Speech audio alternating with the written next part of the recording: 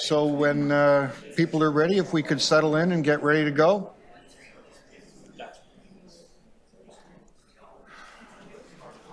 How are you?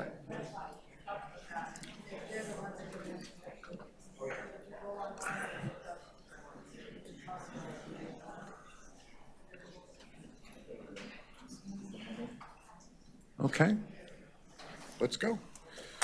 Good morning. My name is Councillor Gord Perks. I am the chair of the Planning and Housing Committee. We have quorum. I am now calling meeting 9 to order. Welcome. Today's meeting is being held by video conference and in person at City Hall in Committee Room 1. This meeting is also being live streamed online at youtube.com/Toronto City Council Live.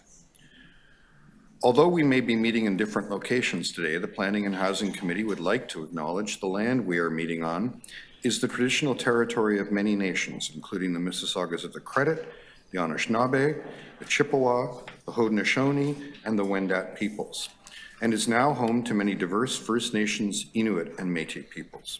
We also acknowledge that Toronto is covered by Treaty 13 with the Mississaugas of the Credit. If you are registered to speak at today's meeting, please listen for me to call your name. I will call speakers in the order they appear on the list. The list of speakers can be viewed online by visiting the Planning and Housing Committee page at toronto.ca/council and clicking the speakers box for today's meeting. Members, the City Clerk has provided all agenda materials on toronto.ca/council and on CMP, the Clerk's meeting portal. Clerk's IT staff are available to members if you need help with your devices. I would also remind you to please submit and approve your motions by email. Staff are available at phc@toronto.ca to help with motions. Are there any declarations of interest? Seeing none, may I have a motion to confirm the minutes from our meeting on November 30th, 2023? Councillor Bradford, all those in favor, opposed, carried. So why don't we do our agenda rundown?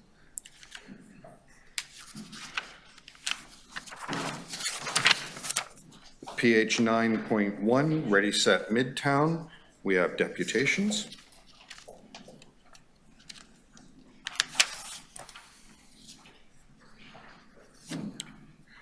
PH 9.2, Development Review Timeline Metrics, first quarter 2024. Councillor Bradford would like to hold that. PH 9.3, Concept to Keys Priority Development Review Stream Dashboard, January 2024 update. Councillor Myers. PH 9.4, Improving Community Consultation for the Development Review Process, Proposals Report. We have deputations. PH 9.5, Housing Action Plan, Incorporating Low-Rise Residential Lands into Zoning Bylaw 596-2013, Preliminary Report. Councillor Thompson? Everybody's getting in on it today. PH 9.6, Planning Division, Study Work Program Update. Councillor Bradford. PH 9.7, Toronto Employment Survey. There's a presentation, and I've canvassed members and they'd like to have that presentation, so we'll hold for presentation.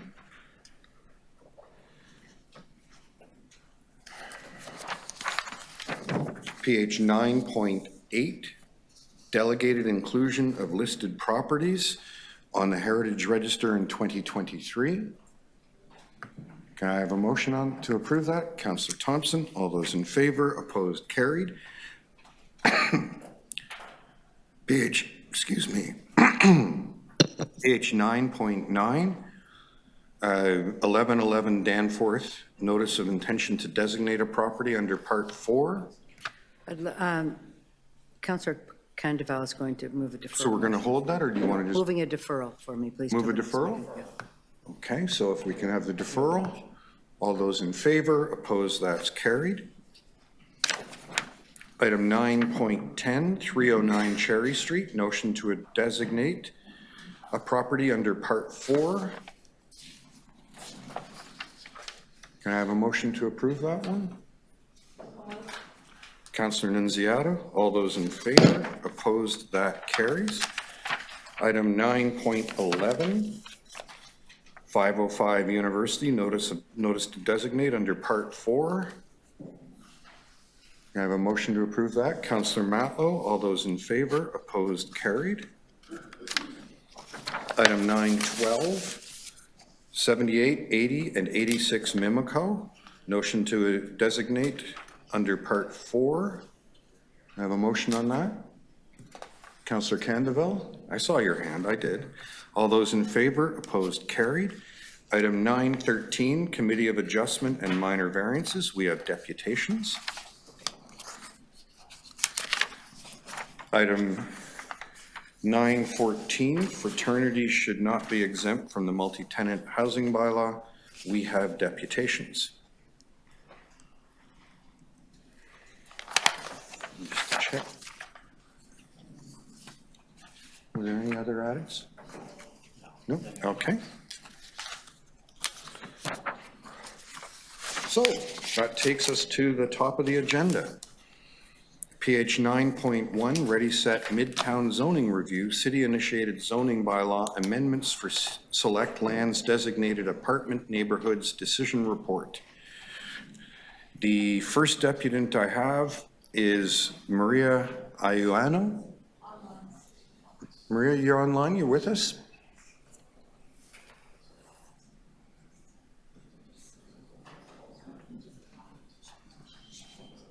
Hi, can I start?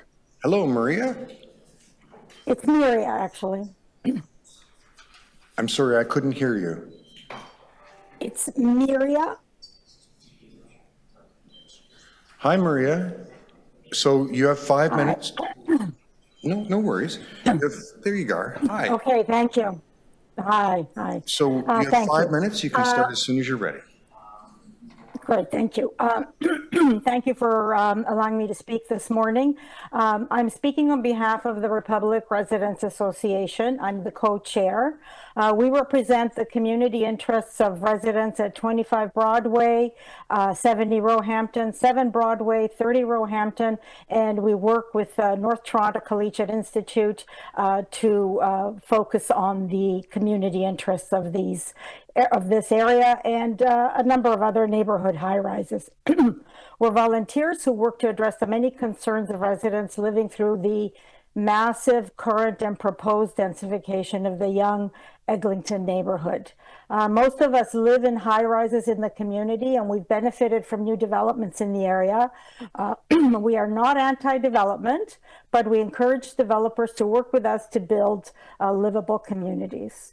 We've worked and we continue to work with city planners, councillors, and developers to represent the interests of our community and to ensure that we have input during the development process for the people who live here now and in the future.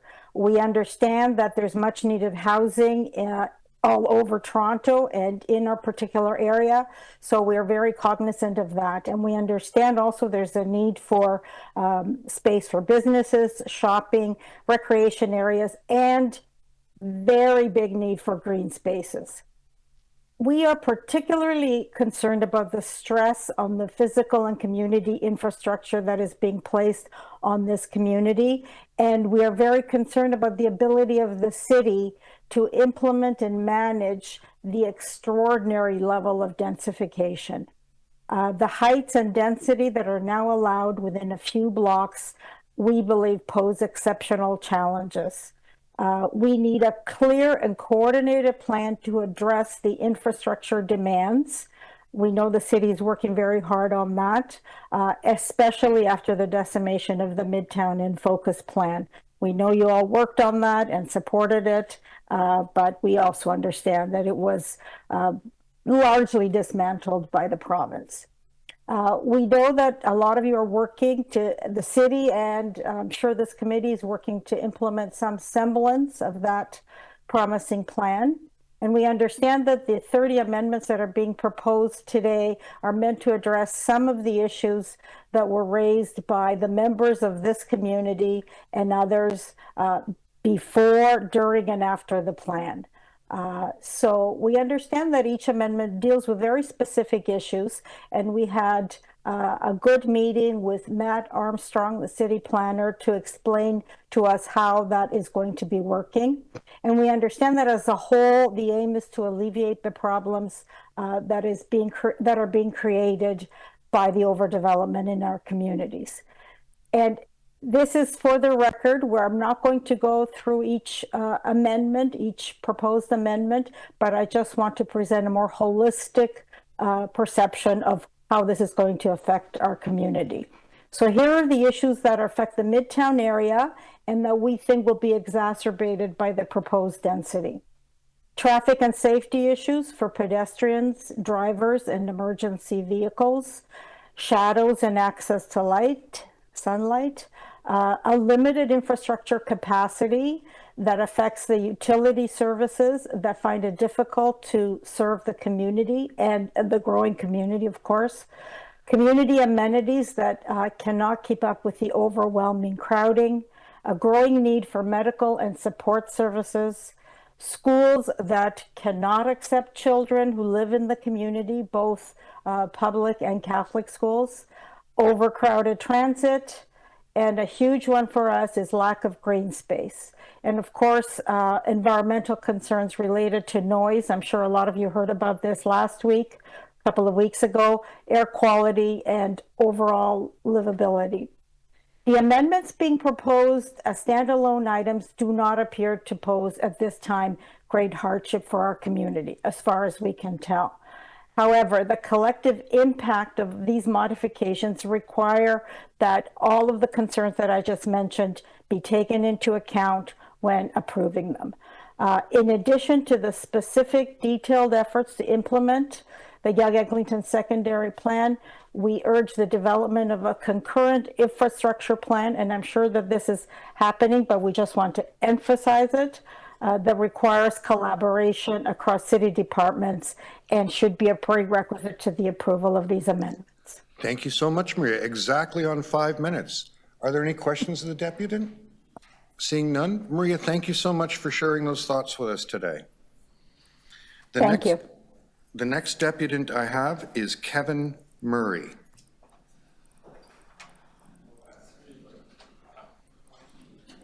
You're going to pass? Okay, Kevin, thank you.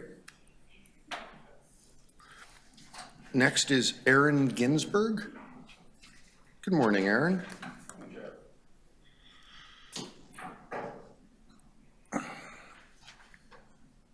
So you'll have 5 minutes. You can start as soon as you're ready.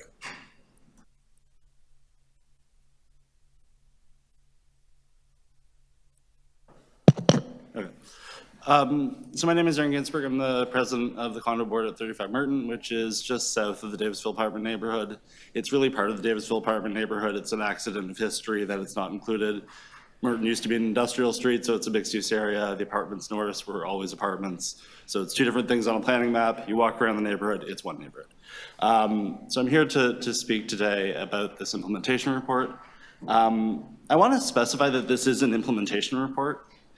This is a technical report, and I do have some technical comments to make in a minute.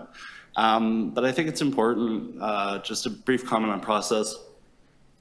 Staff went through a public consultation on this. If you read their summary of the public consultation, you'll find it's a series of issues raised, like the ones raised by the previous deputant, that are important but out of scope. This is really just, let's take what's in the secondary plan, make sure it's in the zoning bylaw, make sure those two documents agree. That's the point of this report.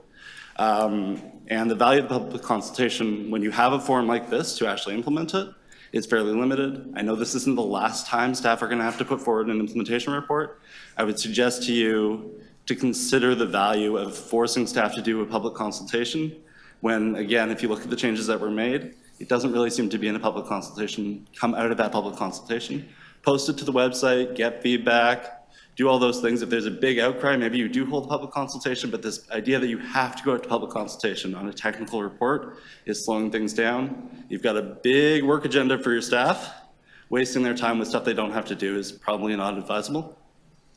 But I did want to be here today because of the specifics in this report. So if we can get a little technical, The report and the revised version of attachment 6, on pages 42 to 45, there are a series of maps that outline and I didn't want to bring in my laptop for one slide, so I apologize for not having the visuals, but there's a series of maps that outline the heights and number of stories permitted in the various apartment neighborhoods and apartment high streets. Series of maps. The heights are supposed to be consistent with the secondary plan. Again, this is an implementation report. And for the most part, they are. There are a couple of sites on Keewatin and on Sudan where I'm sure if I were a planning expert for a developer, I would quibble. But basically, they're in line with the report. In my neighborhood on Davisville, things get a little strange. I'm hoping it is an error, honestly. But if you look on the map at page 45, you'll see the heights outlined for Davisville and Beloil. Just for context, the secondary plan as approved by the minister states for the Davisville apartment neighborhood that heights should be 25 to 40 stories, with heights generally decreasing with increasing distance from Davisville subway station. So we start at 40 stories near the subway station, we go down to 25 as we get towards Beloil and Mount Pleasant. Makes sense. If you look at the heights on that map on page 45, on Beloil, that's what it does. It starts at 40 closer to Yonge Street, goes down to 25 on Mount Pleasant. On Davisville, the heights closest to the subway station at Davisville and Yonge are at 30 stories. They go down to 15 as you move towards Pelton to the east, and they go down to 10 across from Drew Nolan's Park near Mount Pleasant. So staff were asked to pick a number between 25 and 40. They somehow found 15 and 10. Again, I hope this is an error, just a clerical error. Staff are very busy. It's a huge report. Entirely possible it's an error. But given some of the other odd choices that staff have made in some of the other maps, I'm concerned that staff are trying to preserve the city's policies on shadow impacts, particularly as it relates to schools and public parks. You had a letter from the Minister of Housing, Federal Minister of Housing, when he gave you $471 million. And part of that letter said, asked the city to commit to reducing restrictions requiring angular planes, rules regarding the no net new shadow policy that restricts apartments to areas further from schools and parks.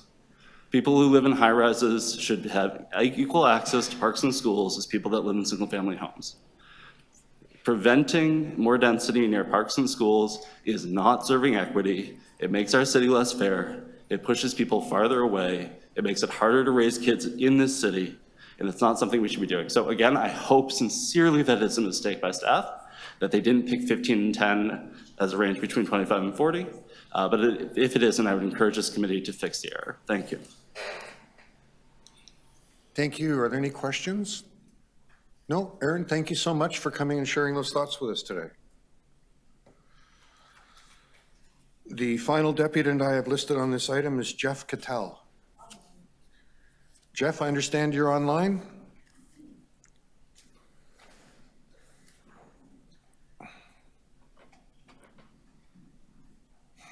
Good morning. Good morning, Jeff. Yes, it's Jeff Cattell. I'm co-chair of the Federation of North Toronto Residents with Kathy McDonald, who is also here today on other items. The report concerns the implementing zoning bylaw amendment for lands designated apartment neighborhoods in OPA 405. But our comments raise some policy issues related to the proposals rather than specific place-based issues with the proposed ZBA. The first one, there are three items we want to raise. Protected major transit station areas, PMTSAs. The report notes that the lands are located within the council-adopted major transit station areas of July the 19th, 2022. However, the report does not mention that while the city submitted its MTSAs and PMTSAs, the latter with the associated inclusive zoning policies, by the due date of July 22, the province has not issued any decision on PMTSAs to date. In our opinion, this is a serious failure of the province to partner with the municipalities to produce affordable housing. We recommend that the city continue to request provincial approval of inclusive zoning policies and actively communicate the failure of the province to approve inclusive zoning policies to its residents. and work with other municipalities to ensure the province follows through on this policy direction. Secondly, regulation of building size. The report proposes regulating building size by form rather than by maximum floor space index. There is a minimum FSI in the bylaw for MTSA and PMTSAs, if ever approved by the province, which aligns with the minimum set out in the council adopted OPA 405. However, there is no requirement for a maximum FSI. In our opinion, this is concerning because FSI measures density, form does not. In our opinion, they are complementary and both are needed. Without FSI, we are likely to see bland, boxy towers with minimal design or creativity, but massive density. The city has a long history of flip-flopping on this issue. In the 1970s, the zoning bylaw implementing the central area plan abandoned FSI and regulated residential density with units per hectare. This change resulted in very large units. Following that, we had the same discussion with the original harmonized zoning bylaw. City OP policies and zoning regulations have not been updated for most mixed-use and apartment neighborhoods across the city since amalgamation. Updating has been through site-specific applications, setting the FSI and any other density metric. In our opinion, we need a growth management plan on a citywide basis with population allocations and long-term infrastructure coordination. With only building height data and no density information, that kind of planning is impossible. A preferred approach used throughout the world is to use a combination of available controls that are complementary and address different planning issues and provide the critical data required for measuring progress. We recommend that the city reinstate the use of maximum FSI to regulate building size, and the city set up a data collection system that will include the needed growth management information. Our third policy issue is the provincial overruling of OPA 405, the Young Eglinton Secondary Plan. As alluded to by previous speaker Miri Owenu, the proposed ZBA for apartment neighborhoods and parks is based on the province-approved OPA 405 2019, which overruled the city-adopted 405 in 2018, the Young Eglinton Secondary Plan, and made 194 changes.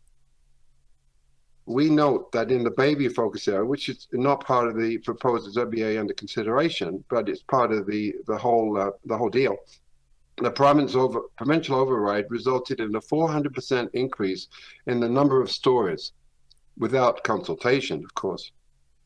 With the ZBA, the city is moving to implement the height ranges introduced into OPA 405 by the province, which overlooks the approved policies in the amendments which conflict with the height ranges. There are conflicts simply in that document. And we continually raise them with staff in relation to site plan applications being received in the Bayview-Eglinton area. As we see in the Bayview focus area, this is resulting in development approvals which lack reasonable transitioning to surrounding development and lack provisions to ensure that the resulting intensification creates a complete community. Jeff, that the I'm city- afraid I'm going to have to Let me stop just you there. finish my recommendation. You're at your time. The city reconsider the Jeff? conflicting policies in the version of OPA 405 to address the appropriate transitioning to the surrounding community. Thank you. Thank you so much. Okay, are there any questions for the deputant? Seeing none, Jeff, thanks so much for sharing that with us today. That completes our list of deputants. Are there any questions of staff? Councillor Bradford. Thanks very much, through you, Mr. Chair. As part of this exercise, what action have we taken to ensure that we're maximizing the housing that can be achieved at a key transit hub where we're putting billions of dollars in the ground on new infrastructure right below the surface? I'm going to be getting into the height cap that we put here in the zoning bylaw and how we square that with the PMTSA and the heights that are coming forward in applications and even what's been approved in the past 5 years. That's where I'm headed on this. Thank you, Councillor. Through the chair, the overall exercise with respect to the Midtown zoning review, as the deputant had previously addressed, was this is an implementation exercise to implement in-force policies as brought forward through the province in their approval of Official Plan Amendment 405 and all of the study that went into the Young Eglinton Secondary Plan. We so this exercise in zoning is to bring forward an as-of-right condition where we can accelerate the approvals for applications that meet those height ranges that are specified by the province, while also taking into consideration some of the other built form and neighborhood improvement policies that are included. So I appreciate that as an as-of-right exercise, and I think that's what we ought to be doing. So the question on that is, when I take a look at the PMTSA at Danforth and Maine, I'm seeing buildings coming in at 55 stories. What are the heights that you're generally seeing here in Midtown that are getting approved at the Midtown PMTSA? And even if you look like the past 5 years, what's the height of the tallest building that's been approved there? Sorry. Do you want to? Through the chair, my name's Matt Armstrong. I'm a senior planner in strategic initiatives. We've been seeing heights that have been above some of the height guidance within the secondary plan. However, we've been implementing the policies of the plan through this zoning bylaw amendment. If an applicant sought to do a site-specific application, it would be considered on its merits, and it may or may not be above the heights in the proposed bylaw before you. I appreciate that, but that's the standard process as it exists. If we're trying to move towards more as-of-right approvals so that we don't have to go through that additional process, what's the rationale? There's been a lot of ink spilled here on how you're balancing different priorities, but my question is, what types of applications are you seeing? What's been the tallest application that's been approved in the past 5 years here? Through the chair, we're looking at in and around 40 stories, particularly around Davidsville and Yonge, for example. So do we have a misalignment then perhaps with the secondary plan and the type of development that is being contemplated, proposed, and approved in this PMTSA? Through the chair, I wouldn't characterize it as a misalignment. I think that generally the applications that come forward are being evaluated in alignment with the Young Eglinton Secondary Plan as adopted and approved. And so with respect to additional heights and densities, we are assessing those on a site-specific basis beyond what we've already studied through the development of the plan. So I would say that they are in the neighborhood and generally aligned with the heights, and where applicants are choosing to come in at higher heights and densities, we need to perform that additional study through the context of a development application. Okay, I'm going to go back to the zoning bylaw, but I would just say the question is, do you think the heights that you have, here's the question, do you think that the heights that you have here in front of us today are in the spirit of as-of-right zoning if everybody's going to be coming in for a zoning bylaw amendment because the heights in the zoning bylaw are too low? Through the chair, I think accompanied by just heights and densities, and it's the issues raised by another deputant with respect to all of the infrastructure and services and facilities that come alongside it. So the work that we've done to advance the heights that are represented in this bylaw, as an example, have also been reviewed at a broad scale from a servicing capacity perspective, as well as part of the Midtown Infrastructure Implementation Strategy that Council adopted in 2022. So we have a current state of planning for a certain amount of population that we're anticipating to come on stream over the short, medium, and long term over the life of this plan. So that those population figures are continually getting updated as new development comes on stream, and we're able to do those longer term estimates of what kind of population that we'll be looking at. But we cannot, with a simple stroke of a pen, change simply the height without impacting the rest of the services that will then need to be brought up to that population level. So it would require additional study, and currently that that is done in the context of, firstly, individual development applications, and then on an annual basis. Yep, with that's the good. plan. Yep, thanks. Thank you. Great, thank you. Any other questions of staff? Councillor Myers. Thank you. Through you, Chair. Just a quick follow-up on one of the issues that the deputy brought up. What is the status of the city's request for inclusionary zoning powers from the province? Through the chair. Quite simply, we cannot implement inclusionary zoning until we have our official plan amendments that are currently before the province for protected major transit station areas approved. We are currently, I would say to you, if you asked me this question 2 months ago, the answer would have been, have no sense of timing. If you ask me today, as you are, I'd say we're in the process of having ongoing dialogue with the province.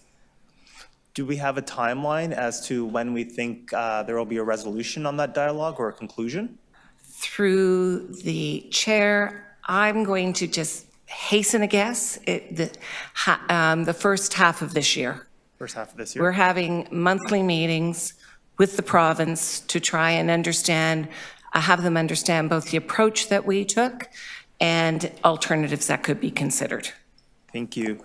And just on one of the other points that the deputants had brought up about the sort of lack of infrastructure that accompanies this density, given the changes that have happened with the Planning Act, what tools and strategies does the city have to sort of meet that community infrastructure need when we want to densify neighborhoods?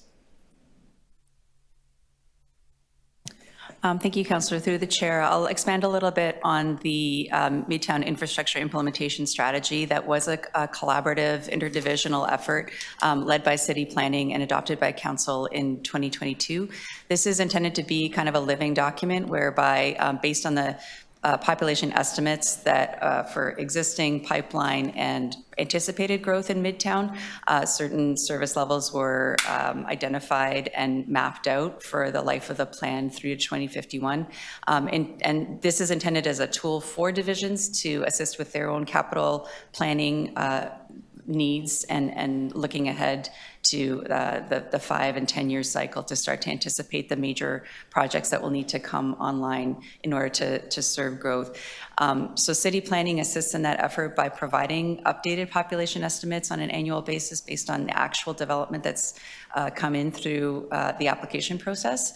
And we're collaborating with divisions to continually update their, not just divisions, but also agencies such as school boards and the Toronto Public Library so that they're aware of changes in those estimates that we first brought to them in 2021-22. So are we in the process of currently developing alternative funding strategies for some of this infrastructure that we're going to be needed? So beyond just the plan, how are we going to actually fund it?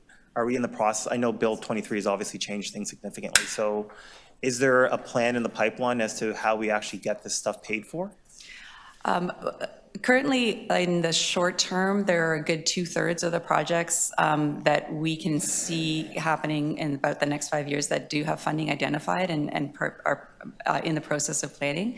Over the longer term, it'll be a prioritization exercise for capital funding for each of the responsible divisions or agencies that deliver those services, so that that'll be a continual conversation over the next generation. And I'm just going to add, we're really limited by the tools that the province has enabled us. As you all know, sitting around the table, most of you are frustrated with the level of money that we're able to secure through the CBC as opposed to Section 37. So we have limited tools outside of the DCs and other mechanisms, CBC, to acquire infrastructure. And final question, have we made this point to the province that we don't have the tools under the CBC that we used to have under Section 37, and we need to look at a way to make up that lost income? I know there were talks that the province was going to make us whole. I haven't seen any movement on that yet. Through discussions with both corporate finance and city staff, we have consistently raised the fact that the CBC does not make the city whole. Thank you. Any further questions? No? Do any members wish to speak to this? Councillor, a question? Sure. Go ahead. Through you, Chair, when decisions, whether it's on the number of stories or any of these zoning bylaw amendments proposals, are there any quantitative tools to gauge amenities to development in any sort of ratio when these proposals or decisions are being made?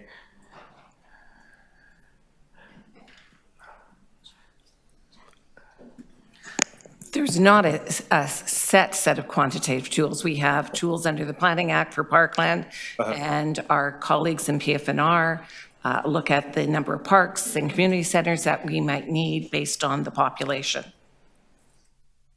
So beyond Parkland, in regards to whether it's a community center, library, or the communications we receive from school boards, there aren't any quantitative tools to plot population to services?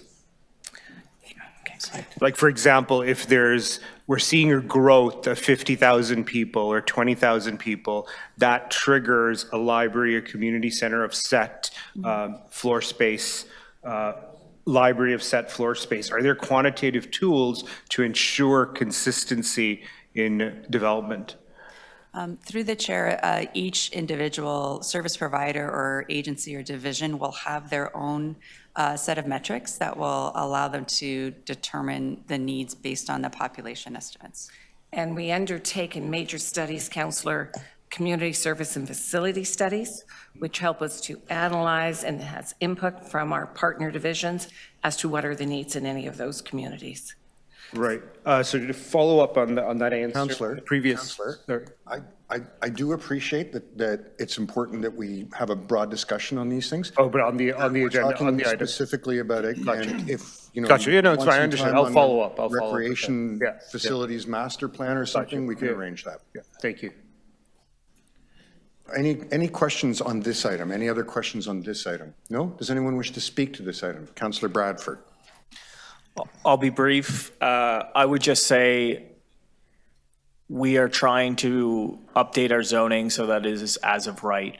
If we are updating our zoning at zoning levels and heights and densities that are going to be appealed, or we're going to have separate applications coming in for density that we've seen over the past number of years is clearly higher than what's in front of us today, then that's actually not helpful. That doesn't help us deliver as of right zoning if the zoning that we're putting in place is not what's going to be coming forward or in keeping with the PMTSAs. Or even in this case, I'd point out the secondary plan articulates 40 stories and we are bringing forward implementing zoning today of 30. And lastly, I would just say, you know, if we're having a conversation about infrastructure and the density that goes with it, and zoning is a way to sort of manage that, I would say we have to be honest about the zoning that's actually going to get approved here if we're going to be in a position to address some of the infrastructure challenges. So I'll leave it there. Thanks. Thank you. Does anyone else wish to speak? Councillor Matlow. Yeah. I just wanted to add on behalf of this community that... Councillor, would you care to move the recommendations? Sure. I'm happy to move the recommendations, and I do so to contribute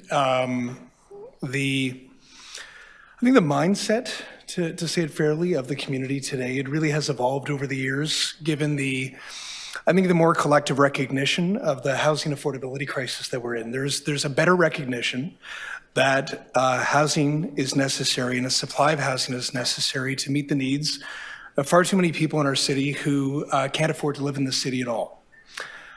What you heard from residents, and I think there were some really thoughtful questions asked by my colleagues today about, while we support the need for housing, how equipped are we as a city to be able to meet the needs of those who live in those neighborhoods today and those who will move there tomorrow with respect to their quality of life? And I just wanted to give some reassurance that working with our planning staff and other staff in our city, a lot of the spirit and the intent of Midtown in Focus actually is being implemented. It's not the stuff that you often kind of hear about, but it is being done as we grow. We are going to be getting an aquatic community center at Yonge and Davisville.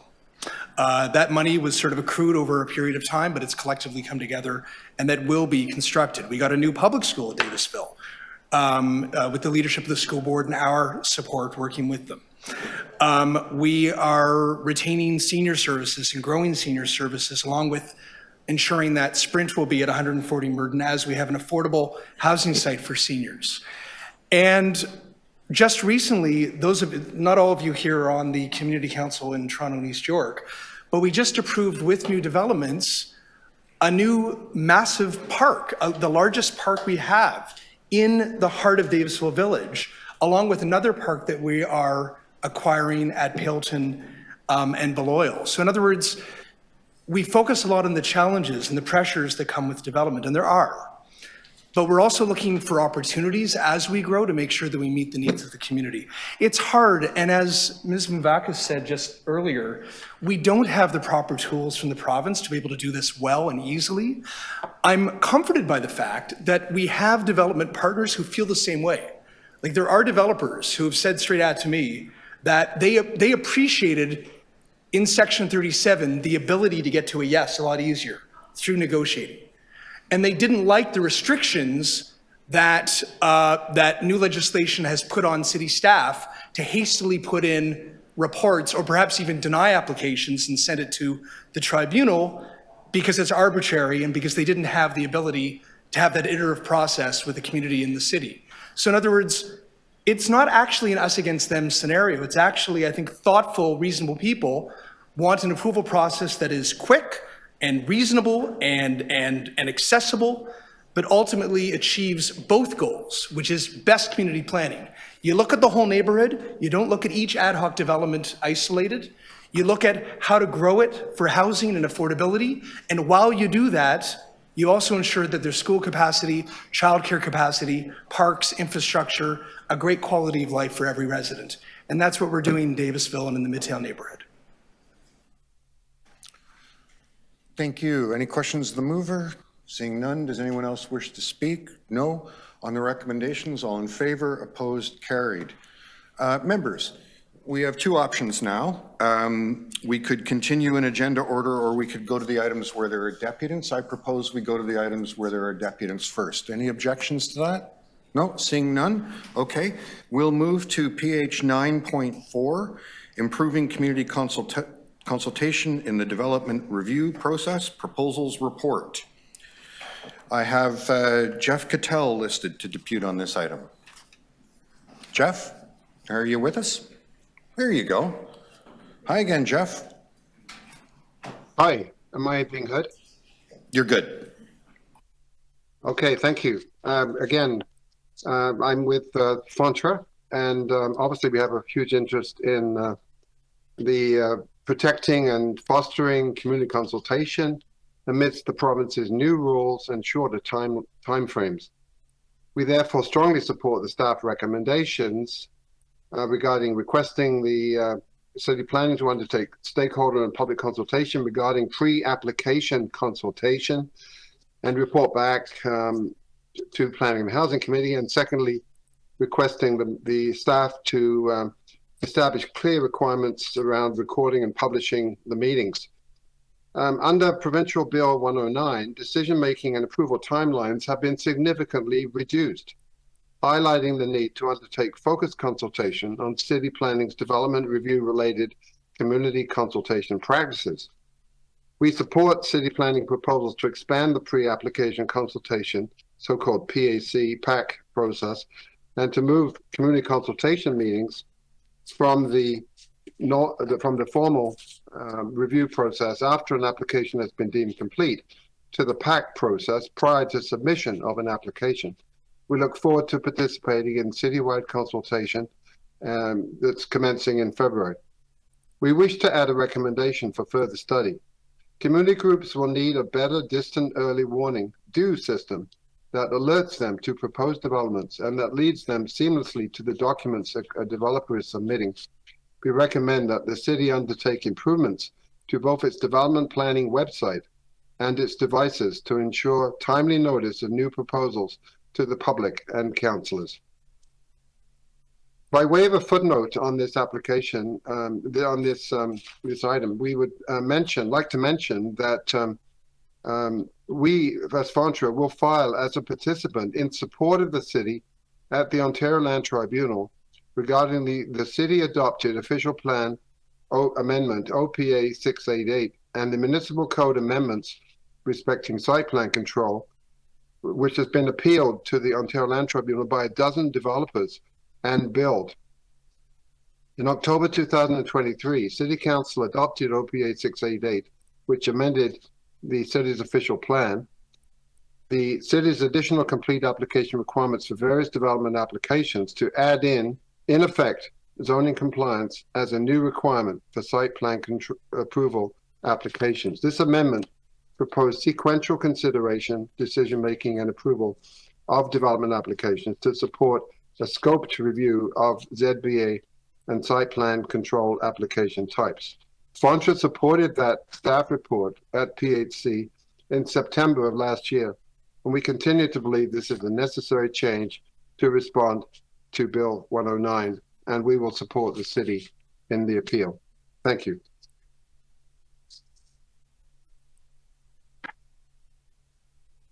Hi, thank you. Are there any questions for the deputy? No, seeing none. Jeff, thanks again. Those are all the deputants that I have listed on this item. Are there any questions of staff? Councillor Nunziata. Hey, staff. So there are a number of developers that have PAC meetings, right? And that when a developer goes in for a PAC meeting, the local councillor isn't notified, correct? Councillor Nunziata, through the chair, that's typically correct. So we do have a mandatory PAC process in place now. The requirement is for a meeting between the applicant and city staff. It's very common, however, that the applicant will also notify the councillor's office. You may engage with the applicant, sort of through that process, but not as part of the formal meeting that occurs between staff and the applicant. No, I understand that, but I mean, if the applicant doesn't notify the local councillor, and is there a problem with the planning department just sending an email to the local councillor saying, we got this PAC meeting on this developer? Because what's happening is that there's PAC meetings happening, developers we're not aware of, and then then they're appealing. So is there any way we can put a process in place where at least an email to the local councillor saying, we just held a PAC meeting with this, and that we're aware that there's an upcoming application or something going on this site, rather than just hearing the rumors on the street? Yes, Councillor. And so there is a point in time where the checklist becomes public. However, to your point, that happens after submission of the application. I think as we go out for consultation on this item, that's exactly the type of feedback staff would like to hear. What makes the PAC process more inclusive and more informative for all of our stakeholders? Right now, it's a very, very tightly scoped process. And what we're looking to understand are what are the needs of councillors and other stakeholders in that process to have information sooner, earlier, so that you can participate in the discussion. So it's great feedback for us. Thank you. So is this something that we should move at this time, or will you proceed with that process? I mean, because I think it's, why are you? To report back, yeah, exactly. That's the question I'm asking, Councillor Perks. Okay, you're waving at me like, okay. He's trying to be helpful.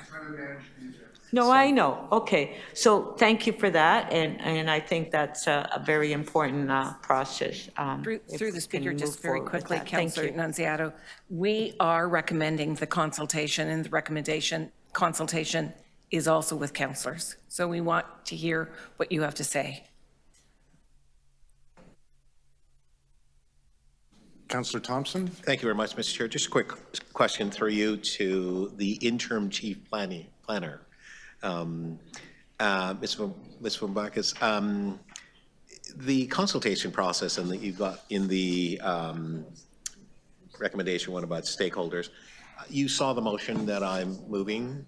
Do you have any concern with it with respect to broadening it to include the term development industry and sector? Through the, excuse me, through the chair, that was always our intention, so I welcome the clarification to the recommendation. And that's all I'm trying to do. Super, thank you. Thank you, Mr. Chair. Thank you.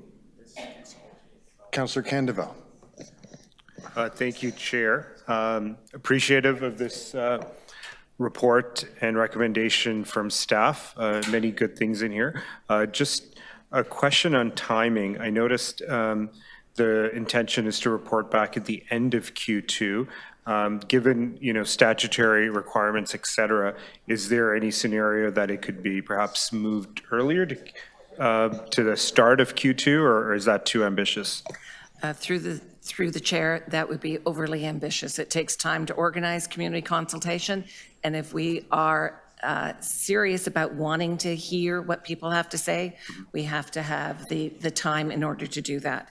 It's not a one and done situation. Gotcha. So we're looking at least 4 months for this to see through? Correct. That would be correct. Thank you. Okay. Any other? Councillor Myers? Thank you.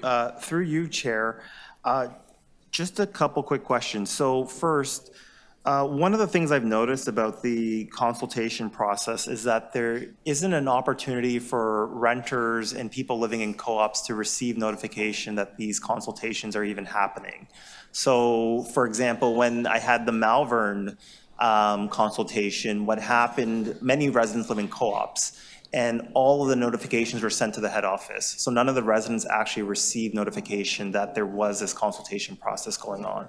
So is that going to be part of the review, looking at how we can make it more equitable in terms of notifications and making sure that renters and people living in co-ops do receive an opportunity to participate?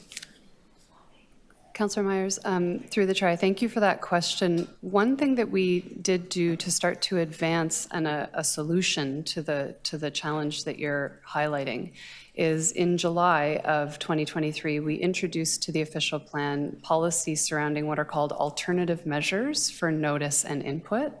And it's certainly our intent through this policy development phase and consultation to understand more about the needs of different different residents in the city and how they prefer to receive notice, the different ways that we can provide early notice, particularly when it's non-statutory, so for community consultation meetings, and to ensure that as many people have received the notice of those meetings as possible. So that's certainly on our radar for this. Great, thank you. And final question, when I looked at the comparative cities that we looked to sort of do the jurisdictional review, Ajax, Brampton, Burlington, Markham, Mississauga, Oakville, Ottawa, Pickering, Vaughan, is that a appropriate jurisdictional review in terms of, I'm assuming the complexity of development applications in Toronto is perhaps not at the same level as Ajax or Brampton, and have we looked at other jurisdictions, maybe other jurisdictions of comparable cities of our size, and how they do these types of review processes? And even though we have different legislative frameworks, maybe there are things that we can learn in terms of making the process more efficient. So whether this is in Europe, Asia, the United States, have we done that type of jurisdictional review?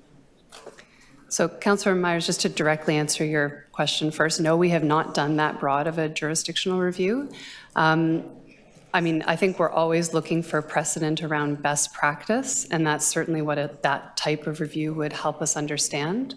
The reason why we tend to focus on municipalities close to us in Southern Ontario is that we all are grappling with the same legislative environment. And we're trying to understand how these PAC processes work within our current and continuously changing legislative environment. And it is, in fact, the legislative environment that drives the change. And so I do take your point about best practice for consultation to the interim chief planner's earlier point. The reason why the consultation is going to take a bit of time is so that we can really understand these matters in terms of a best consultation practice perspective. But we also have to keep in mind the very constrained legislative environment that we're working within currently in Ontario. Understood. However, if this is going to take time, could we not build in some time also just to study what best practices are in other jurisdictions that have been able to reduce the consultation process in a matter that communities are still being adequately consulted, but they're able to get housing built within certain time frames? Because I think we're all sort of struggling with the same issue, so I'm not sure how much we would learn from other cities in Ontario if we're supposedly the leader, and we're struggling ourselves. And I suspect a lot of these issues are dealing with the same issue. Through the chair, I would say one of our challenges always is it's apples to apples, oranges to oranges. So looking at what other jurisdictions do with different legislation won't work for us when we come forward with recommendations. We can certainly look at it, and we do, but we also have to bring it down to what are our parameters that we're working in. I'd suggest one of the changes that this council has asked for is different timelines. I mean, we're operating within the constraints that we have before us right now. If those timelines were to change, there may be other opportunities for different approaches. And so we hope that we'll continue to have dialogue with the provincial government along with other municipalities, having now seen some of the challenges, shall I say, that Bill 109 has brought about, that perhaps that there'll be a more open-mindedness for dialogue about some refinements. I'll leave it at that, refinements to legislation. Thank you very much. Thank you. Are there any other questions on this item? No? Councillor Thompson, I know you wanted to speak. Yeah. Thank you very much, Mr. Chair. There is a motion that I have that I'd like to ask staff to put forward. And essentially this, first of all, the motion is simply just to add the development industry sector. It appears simply the focus, and I know it references the term stakeholders, and I think one has to define that, but the focus is certainly on local community, which is great, and local councillors and so on. However, we need to ensure the broader consultation takes place to incorporate and define specifically some of the stakeholders. And so it had been made known to me that it appears that this is more community and councillor and so on. And as I asked the question of Ms. Van Bacchus, the interim chief planner, about broadening it, this is intended on simply broadening that to ensure that we have all of the vested parties involved in this particular process acknowledged as part of the report and the recommendation as such. Thank you. Thank you. Any questions of the mover? No, seeing none. Does anyone else wish to speak to this item? Councillors, we're on. Does anyone else wish to speak to this item? No? I'm just going to move the staff recommendations then. So we'll take Councillor Thompson's motion and the staff recommendations as a package. All those in favor, opposed, that carries. Okay. The next item we have deputants on is PH 9.13, Committee of Adjustment and Minor Variances. The first deputant I have listed is Rita Billerman. Rita, can you hear me?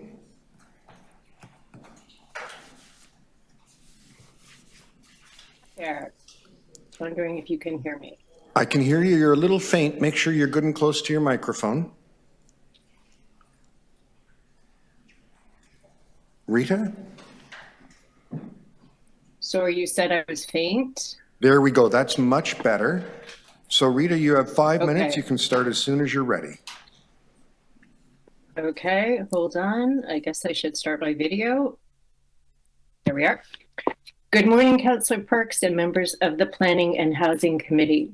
Thank you for allowing us to speak to this important agenda item, especially in light of you heavily being involved with the budget process. My name is Rita Billerman, and I am chair of the Annex Residents Association.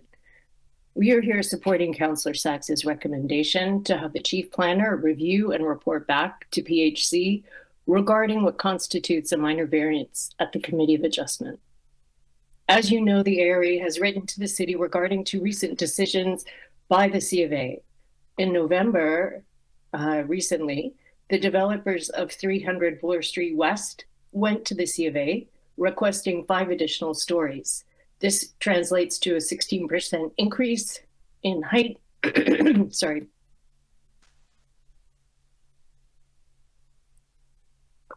I still need my morning coffee. And they also requested a 13% reduction in indoor as well as a 22% reduction in outside amenity space. At the time, the committee refused this request, and the members ruled that the C of A was not the place for such a significant request and that it was not minor in nature. They further noted that this request was detrimental to the community consultation process that had been undertaken to reach the initial settlement. This is in stark contrast to another decision weeks later in which the C of A approved the application for minor variances at 316 Bloor Street West. Previously, this project had undergone extensive community consultation in accordance with the rezoning process and was supported by the ARA.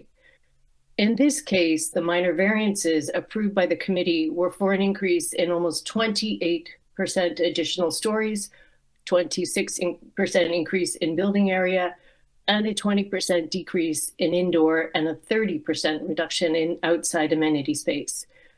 These opposing decisions were within weeks of one another, and the development sites a mere block away from one another. Does this make sense? Did something secretly change with how the Committee of Adjustment works? How can the public have confidence that this committee will make fair and reasonable decisions?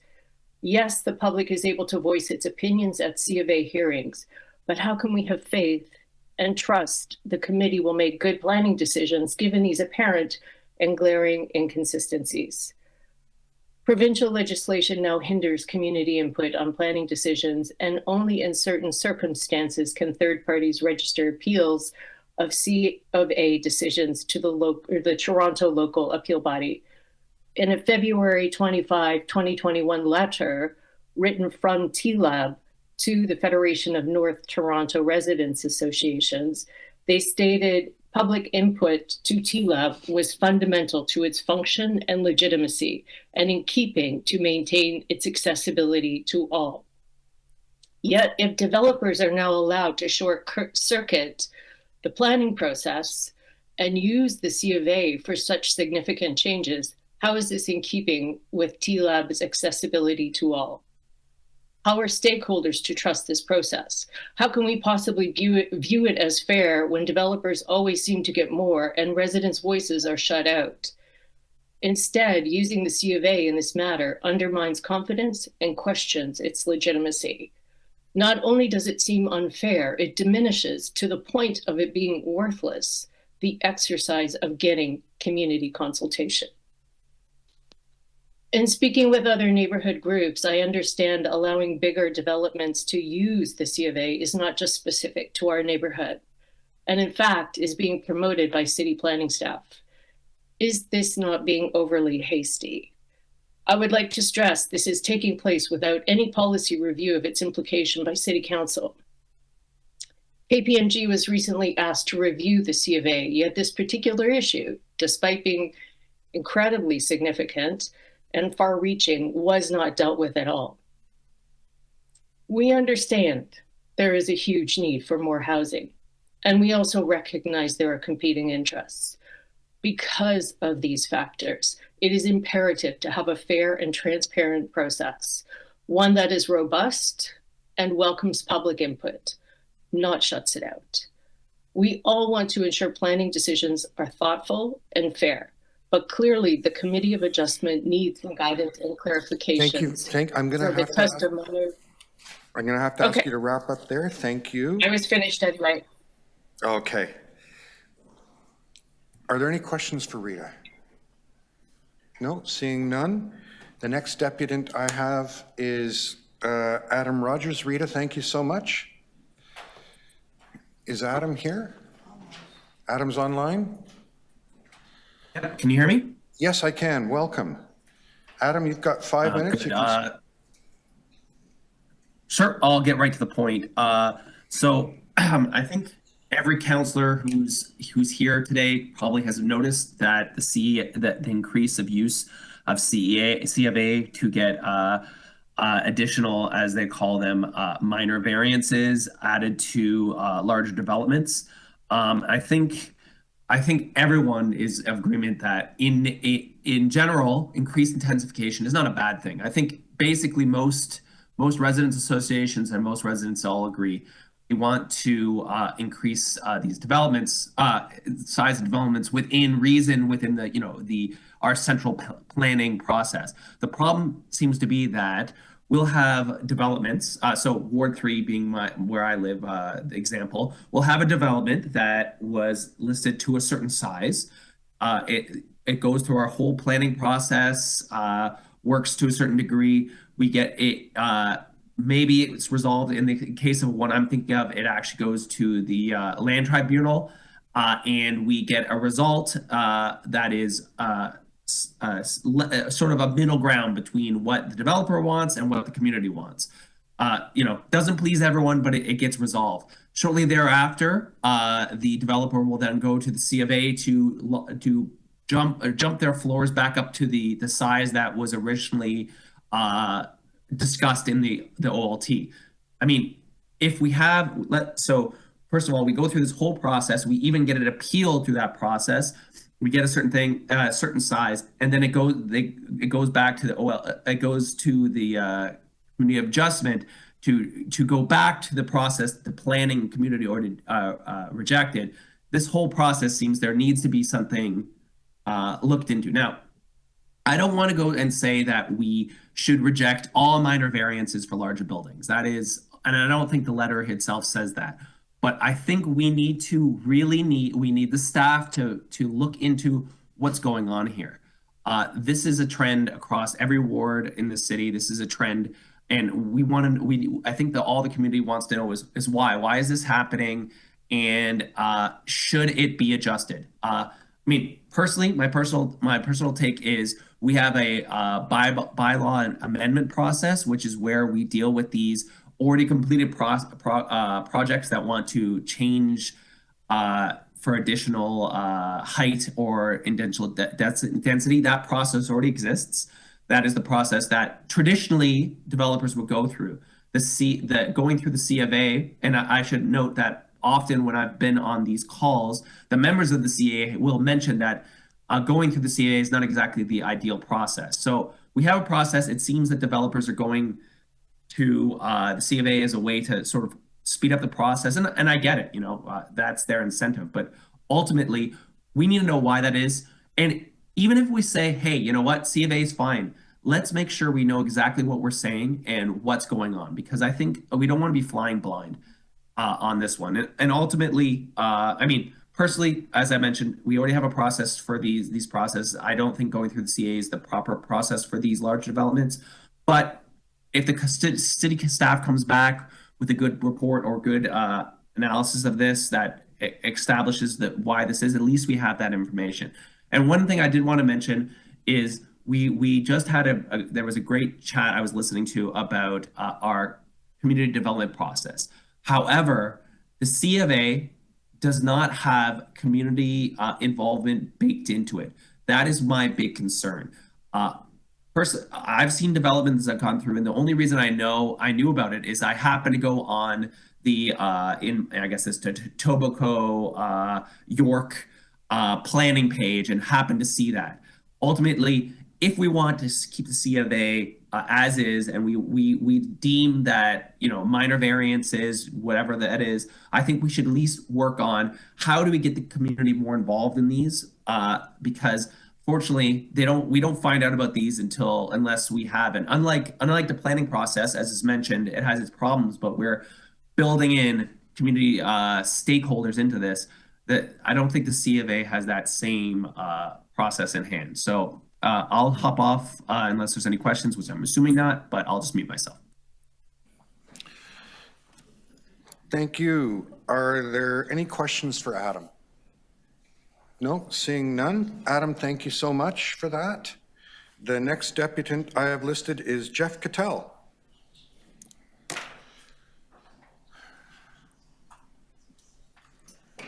Jeff, we're going to have to get you an office Morning. down here.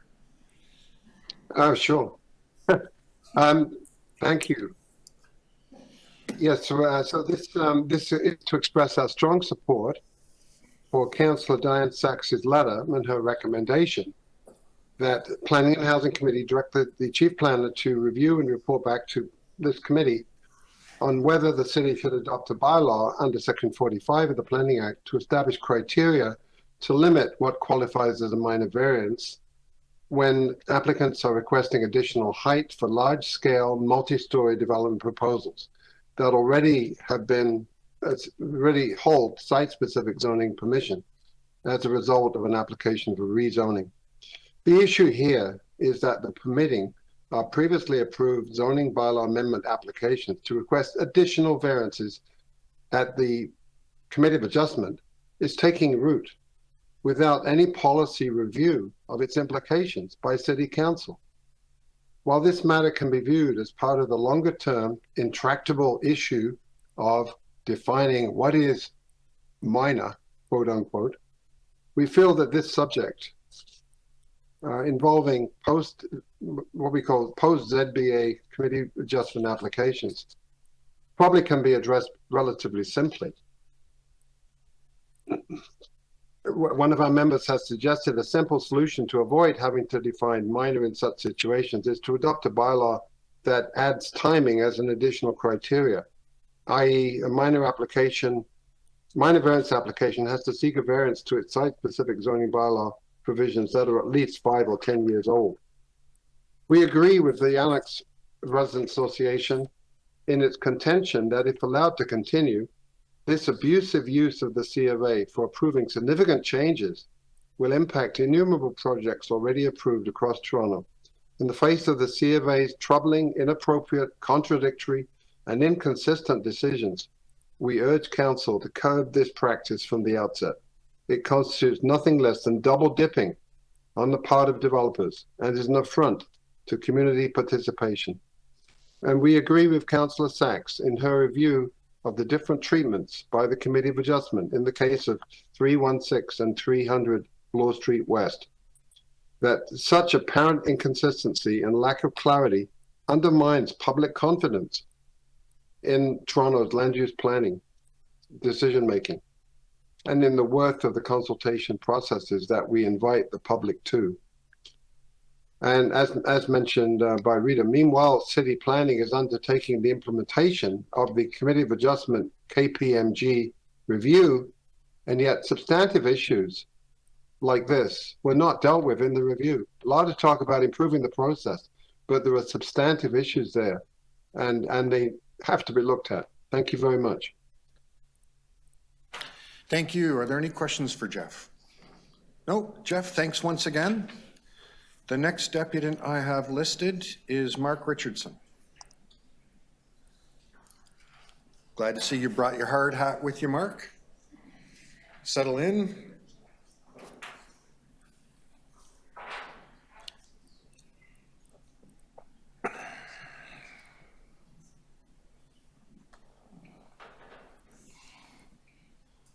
You ready?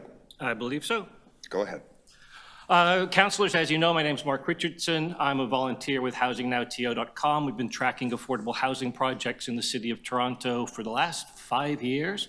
Here today to talk to you about some of the concerns that have been raised about Committee of Adjustments and minor variances.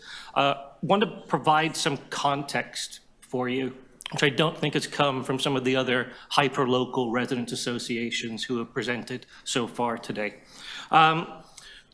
Putting it into the big context, you've all just recently passed a housing target to follow the Housing Action Plan to create 285,000 new approvals by the end of 2030.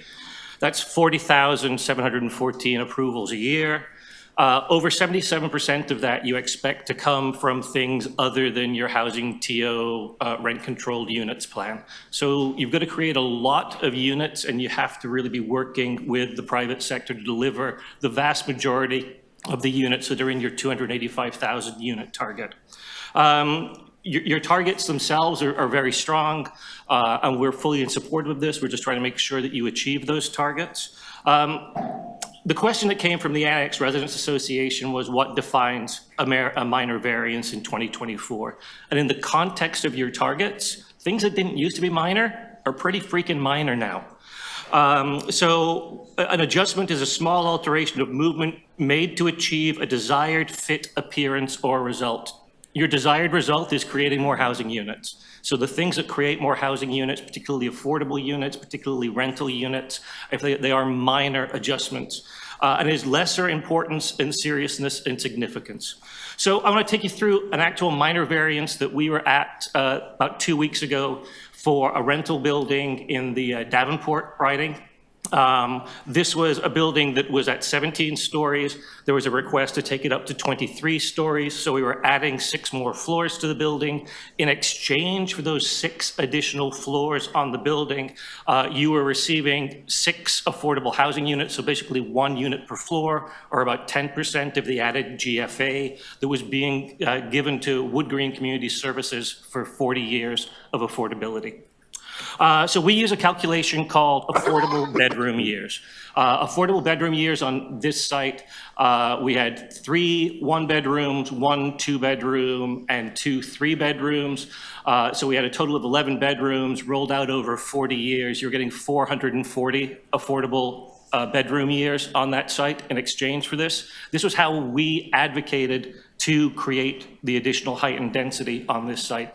You had letters from Ms. Bond of the Housing Secretariat in support. You had letters from Wood Green Community Services, from our organization, Housing Now TO, More Neighbors Toronto, and a large local petition in support. The neighbors who were complaining, the Perth Symington Residents Association, who didn't want this to happen, were making many of the same arguments that you heard here today. It's 6 stories is a 30% increase in height on this site. It's this much extra. We had appealed this previously and gone to some legislative body. We are strongly in support of using the COA of this, and the part of the reason why is under the current framework provincially, this is no longer appealable by the Residents Association, or it's much harder to appeal. And we're actually encouraging you to use this minor variance route on a number of the Housing Now sites that have been announced over the years that have been stuck in the mud for a long time. So, you know, a lot of those sites, if you look at that chart, when they originally announced, they were discussing construction start dates in 2020 and in 2021. It's 2024 and only 1 site has broken ground so far. Councillor Matlow is more than aware of his Merton site where you had to add 11 stories to that building in order to make the math work on it. Councillor Candeval, you have a number of sites that have been stuck for a long time at Warden Station and at Vic Park Station. We are going to encourage the city to use a minor variance to increase the heights and densities on those sites as needed to get them unstuck. If you don't do that, you end up with a situation like Councillor Thompson had, where a single neighbor with $400 files an OLT appeal and ties it up for 2 or 3 years in an appeal process. So the use of minor variance in this model is a change, but it is a necessary change, and it is a minor change, and we really recommend that the city proceed with this and allow this on many of its own sites. And that's my time. Thank you. Thank you. Are there any questions for Mark? Councillor Sachs. Yes. Mark, thank you for your deputation and again giving so much of your volunteer time to the city. But your arguments for these projects you've mentioned were in order to get affordable housing. You recognize that most of these applications, including the ones on Bloor Street, do not result in any affordable housing at all. At this time, I would say to you that letting it be known to developers who have stuck projects that projects will get unstuck in a minor variance if you meet a certain affordable housing threshold is a policy the city should and could pursue. There are lots of projects that are stuck in this city right now. Right. So that's something that if we go ahead and adopt a Section 45 bylaw, which is what I'm trying to get done, we can set criteria, which ones can do this and which ones can, and we can insist on significant benefits such as, for example, affordable housing, which we cannot do now. Yeah, Right? I would agree that we are encouraging this to give you some kind of leverage. In other words, you support my request for a bylaw. I support your request for the staff to report back at this point. All right, well, I'll take it. Thank you. No problem. Are there any other questions for Mark? Councillor Myers. Thank you. Through you, Chair. Mark, I'm just wondering if you could give us a bit more detail on what you mean by using minor variances for projects to become unstuck. Well, I think going back to some of these sites that we had in the Housing Now program, the ability to add additional height and density quickly to a project improves the viability, because some of these went out to market in the 2020, 2021 at a certain height and density. In order to make CMHC math work, in order to make construction cost math work in 2024, you are able to adjust parking ratios through a minor variance, add a few floors, make the projects more viable. And we've seen that on the Merton site. The Merton site didn't go through a minor variance. It went through a full rezoning process, but you added 11 floors because the not-for-profit Indigenous housing partner there couldn't make it work at 18 floors. They could make it work at 29. And a lot of these early sites that we've highlighted here are stuck for that reason. So you would like to see the Committee of Adjustments, I guess, have that discretion to add floors in order to make projects more financially viable from a development point of view, essentially? Particularly with regards to developments that contain a substantial affordable housing component. Thank you. Are there any other questions for Mark? Okay, seeing none, thank you very much for your deputation. That completes the list of deputants. Are there any questions of staff? Do you have questions of staff, Councillor, or not? Yes? So is Mr. Knock here somewhere? Oh, there, hello. Okay, so you and I have discussed this at some length. Do you agree that it would be useful at this point to review whether the city should adopt a Section 45 bylaw for these specific and repeated situations? Through the chair, I think what I would say is there's lots of anecdotal examples of applications such as this that have sought increases in height and density to a previous site-specific rezoning. I don't have any data compiled on how extensive those applications have been, or what the positions that staff has taken, or how the committee has handled them. So I think the first step would be to compile that data and understand the actual scope of the issue, and then we can make an informed decision on how we may want to proceed. All right. Do you agree, Mr. Knock, with what we've heard from the deputants, and which I hear frequently from my constituents, that having a double dip system where a developer makes a deal and then can come back for more, when the number only goes up, never goes down, is undermining residents' trust in the decision-making that the city's making? They feel they're being double-crossed. Would you agree that that's a widespread concern? I would agree that it's in the interest of the city to ensure that the public has faith and confidence in the Committee of Adjustment process. I think the legislation contemplates the ability of any landowner to apply to the committee for a minor variance, with the expectation that the committee will then adjudicate the evidence and decide whether that minor variance meets the four tests under the Act. I think the process as it's playing out is consistent with what the legislation intends. If our experience in the city with these types of applications, once we look at it, we determine that we need to take advantage of our powers under the Planning Act to steer it in a different direction, then we can do that. I think that's the extent that I can agree or disagree with anything at the moment. All right, but you agree it's at least worth doing the review to see if by adopting such a bylaw, we can strengthen public faith in the process that we're using to decide what gets built in our city? I think once we look at the data, we'll have it'll be useful to us to understand the scope of the issue, yes. Okay.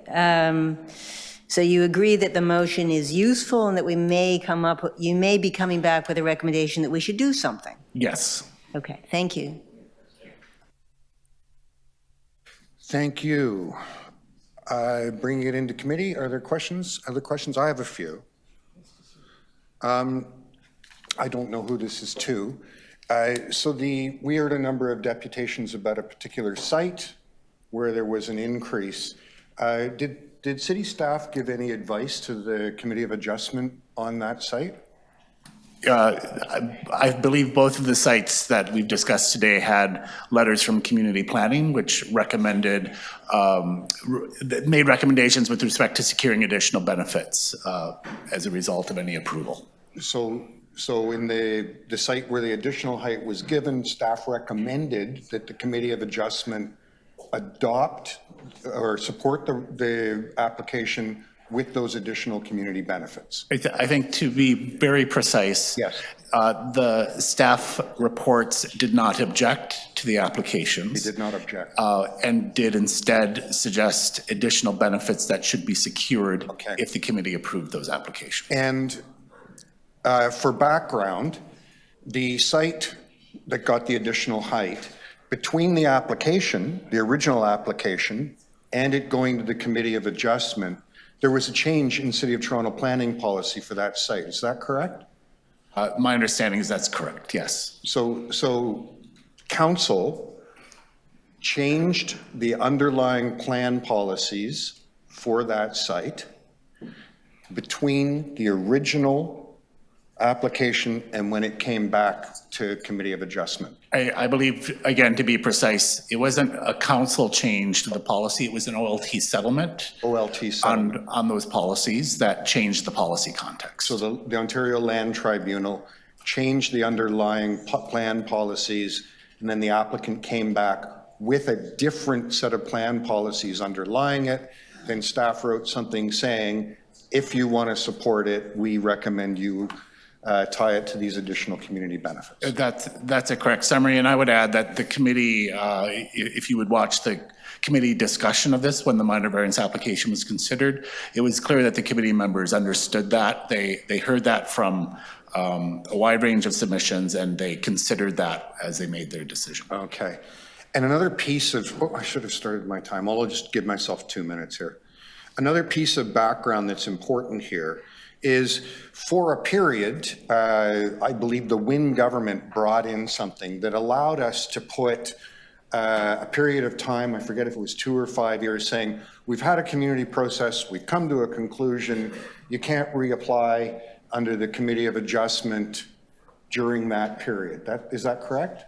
That's right. In 2015, the Planning Act was amended to prevent any minor variance application to a site-specific rezoning that was less than 2 years old. 2 years. And then that restriction was lifted with Bill 23 late in 2022. And additionally, the province, I forget, it's just an alphabet soup of different laws that they've passed, restricted the ability of members of the community to appeal decisions of Committee of Adjustment. Yes, that change to the Planning Act was at the same time as the province removed the 2-year prohibition on minor variance. Okay, and finally, on the specific piece of legislation that Councillor Sachs is asking us to review here, has any municipality ever applied this? No, as we've looked into this, there's no municipality in Ontario that has taken advantage of that power in the Act. Okay, thank you. Those are my questions. Councillor Matlow, did you have questions of staff on this? Oh, I do have them. We're on questions of staff. Yes, I'll come back to that in a moment. Yeah, thank you. So through you, Mr. Chair, one of the tests that the Committee of Adjustment considers is whether or not the minor variance requested is in fact a minor variance. Is that not true? That's correct. One of the tests is that it's minor.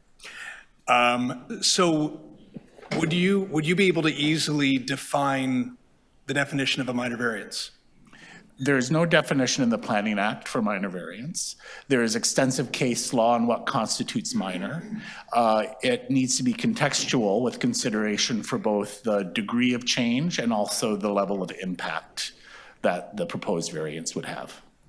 So listening to yourself, and by the way, it's not your fault, it's what you have to work with. Would you recognize perhaps why many people are either confused or it's hard for them to really understand what the actual definition is, and perhaps there's even some level of subjectivity based on committee meeting to committee meeting? I would agree with you, Councillor. There is a level of subjectivity, and that's why the legislation enables council to grant these powers to the Committee of Adjustment, recognizing that there's a judgment that needs to be brought to bear and a consideration of each of these applications on a case-by-case basis.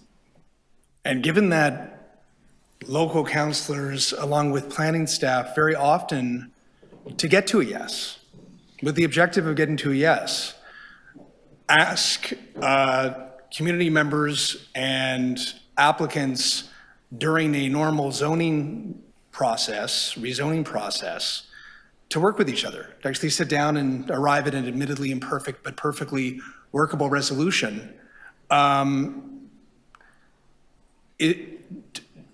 you experienced that it sometimes undermines that confidence to try to resolve differences and work towards a yes and a resolution, when residents then kind of find out that after they've done that and they've done all that work, and the developer, to their credit, have put into that effort too, that then changes are made after the fact at committee? Yeah, you know, it's hard for me to say whether someone's confidence is undermined. I can say I've seen lots of situations over many years where applications like these have happened and the community is clearly frustrated by the experience that they've had negotiating an outcome or being part of negotiations, and then seeing that outcome change as a result of a Committee of Adjustment decision or an appeal of a Committee of Adjustment decision. So then ultimately, regardless, and I know that we've heard from various voices today, and I understand that there's often this sort of, some people will say we want, whether it be council or committee, to support more density and more housing, and others will have an opposing view. But regardless of even one's perspective, do you think it's fair to say that clear definitions are just helpful when you're trying to get people to arrive at a resolution? Through the chair, I think clear definitions are helpful. I would suggest that any definition should be clear, but also needs to provide the flexibility that we would expect a quasi-judicial body to be able to exercise through its legislated role in granting variances. With respect, need to be clear that the whole reason the Committee of Adjustment exists is to create an expedited process for variances and to pull all of those proposals. And I'll remind you, it's usually between 3,000 and 4,000 a year. Create an avenue for those decisions to happen that don't become an undue burden on City Council's process. So my last question, very candidly, do you believe that Councillor Sachs's request is helpful or unhelpful? Is this something that you would recommend in your own voice, or is it something? Sorry, I'm getting a little distracted by the chair right now. Would you suggest that this is something that would be helpful to provide perhaps a little more definition with some asterisks of flexibility, or do you think this is a waste of time? Like, what is your honest view? Through the chair, I'll reiterate my previous answer that I think the first step is to assemble some clear data to understand the scope of the issue. Rather than me opining now whether it's helpful or not, I would avoid giving you a clear answer on that until we have data that we can provide and explain the reasons for whatever position staff would take.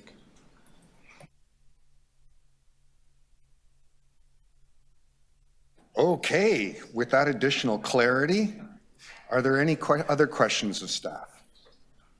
No? To speak, Councillor Sack? Oh, I'm sorry, Councillor Myers, I didn't see you.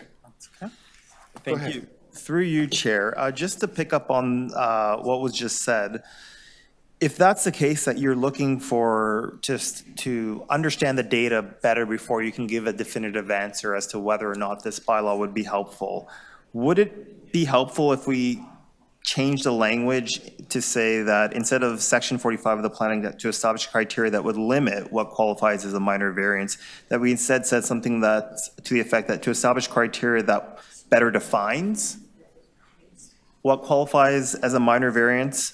As I think part of the maybe the confusion is this is seen as perhaps limiting the discretion of the Committee of Adjustment, whereas we've heard that sometimes that discretion is needed in order to quote unquote unstick some of our affordable housing projects.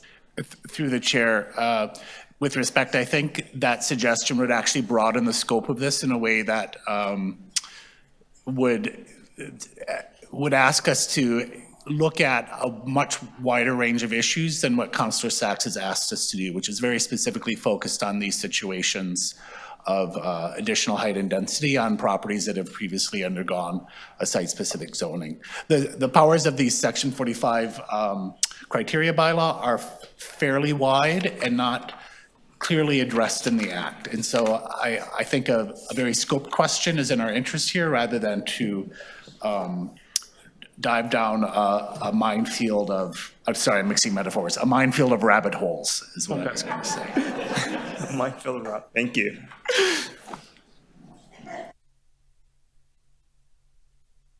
Okay. Any other questions? No. To speak, Councillor Sachs, I imagine you want to say a few words. Yes, I would. I love that image of a minefield of rabbit holes because that feels like what we're in right now. As Councillor Matlow pointed out, clarity as to the rules on real estate are really helpful to developers and they're really helpful to communities, and we completely do not have that right now. It's a wild west of unpredictable results. And these two examples on Bloor Street, almost exactly the same application in the same location at the same time for the same reason, getting opposite results. So what we have right now is a situation, I mean, it was amazing to me to learn that of all the cities in the world, Toronto has more high-rises than any place else except New York. We have twice as many high-rises, apparently, as Shanghai. And they are exploding, particularly in areas like my ward, which has really significant implications. It does provide additional housing, although most of the time no affordable housing, along transit lines, but it also creates large impacts on the neighbors. And the process of reaching those decisions feels unfair. And I've heard this over and over and over again. You heard it from the deputants today. I hear it constantly from my constituents, that this process feels unfair, that it's a one-way ratchet, that they sit and they do volunteer time, right? The developers' reps are all being paid. The residents are volunteering their time, and they spend many hours, and they make a compromise, and they give up things that are dear and important to them in order to reach a result. And in this case, it was 29 stories for one of them. And then a couple of years later, the developer comes back and gets more, and the community doesn't get more.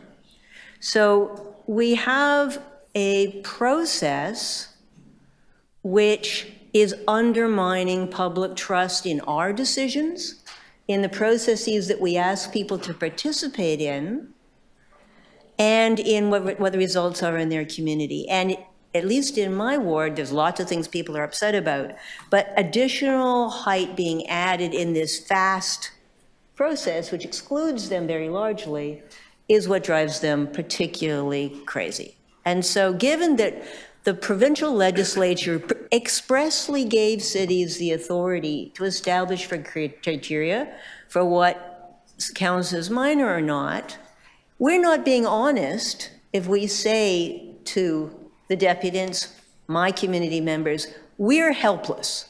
We can't do anything. This is entirely up to the Committee of Adjustment. They know it when they see it, and we should just shut up and keep our mouths shut, because it's not true that we're helpless. We've just chosen to sit on our hands. We have the power to set limits, to set criteria. And it could be, as Mark Richardson suggested, that we can give an incentive if people are prepared to include a certain proportion of affordable housing. Maybe that should give them an ability to use a shortcut. But we should at least think about it. We have a power, we've never used it. The fact that no one else hasn't used it doesn't mean that we shouldn't.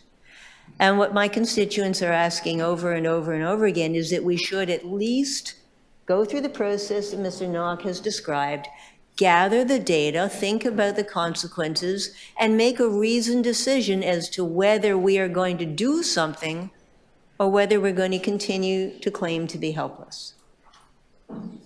And since we are not actually helpless, we've just chosen not to act, I would ask you to support this review, and let's hear what our expert staff have to say as to whether we should or shouldn't use this power.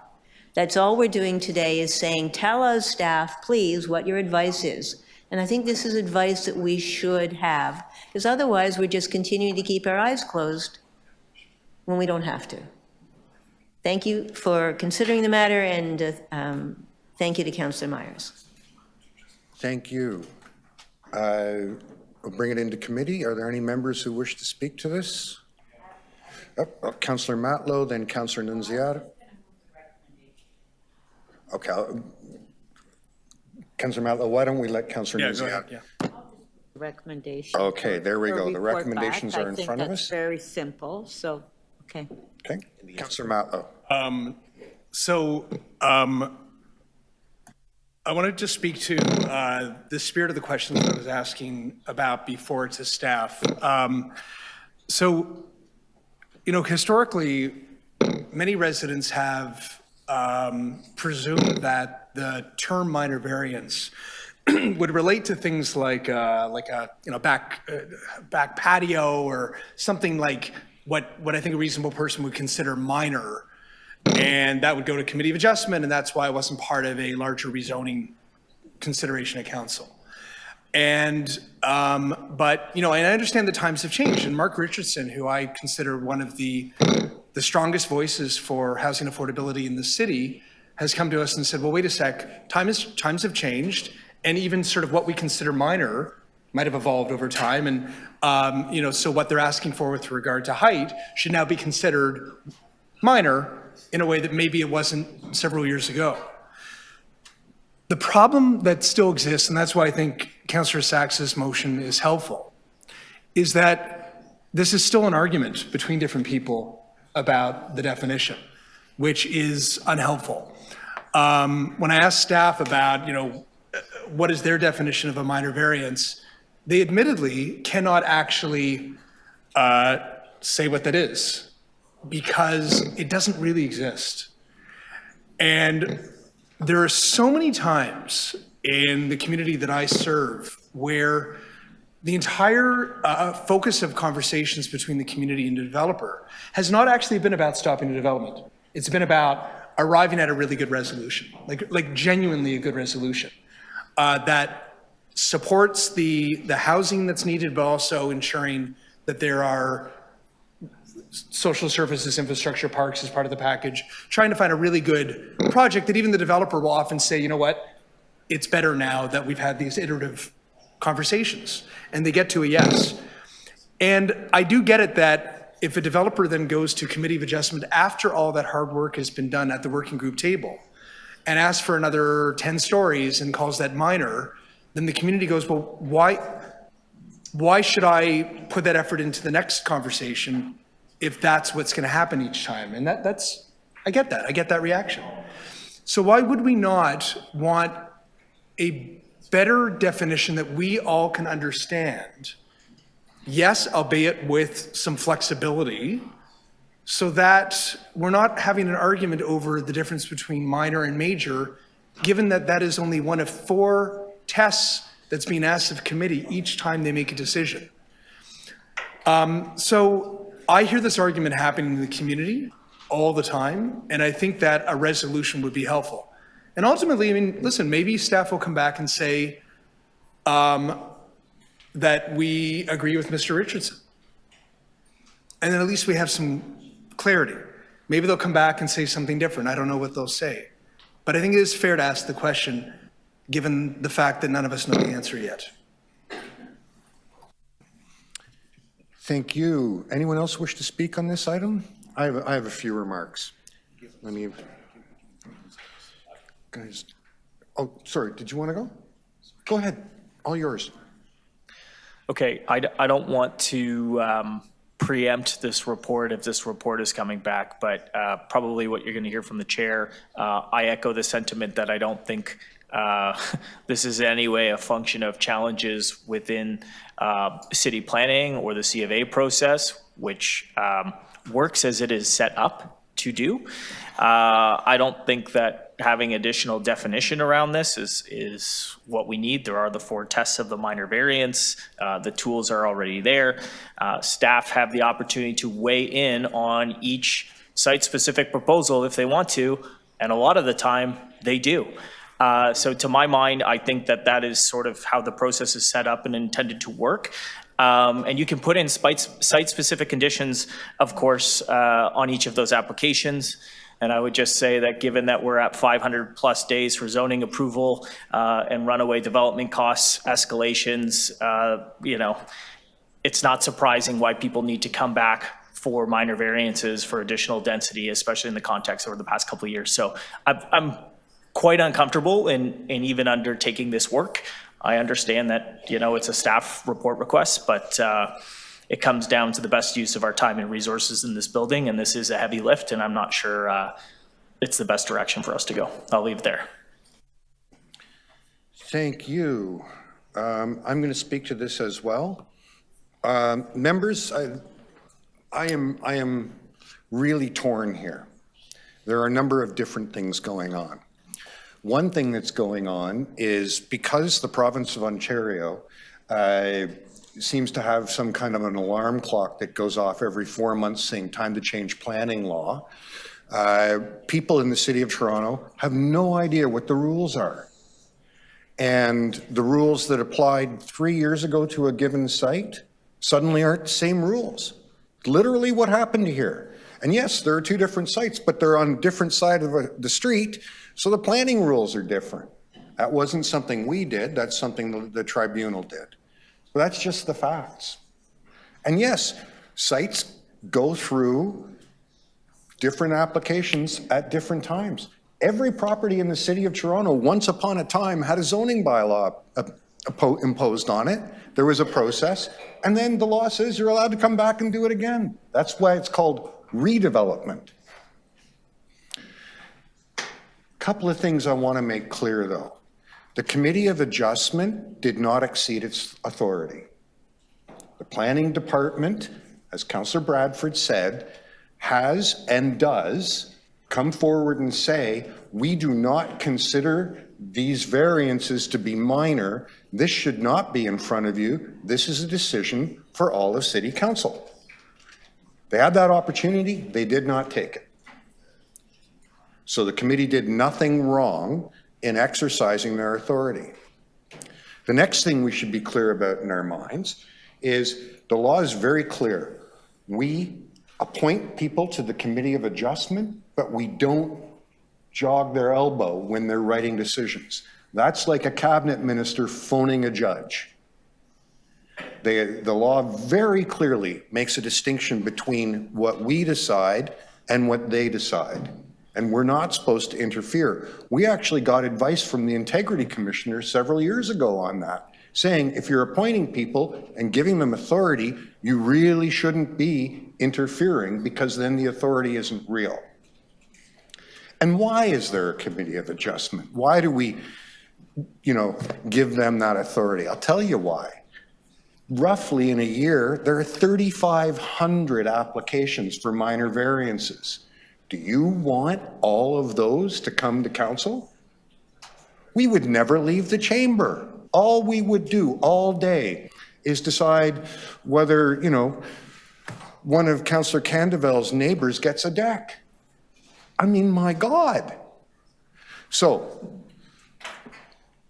you've got these two competing problems. One is the public has lost faith in planning law, and frankly, many of the things that this government has done, I agree, you shouldn't have faith in that stuff.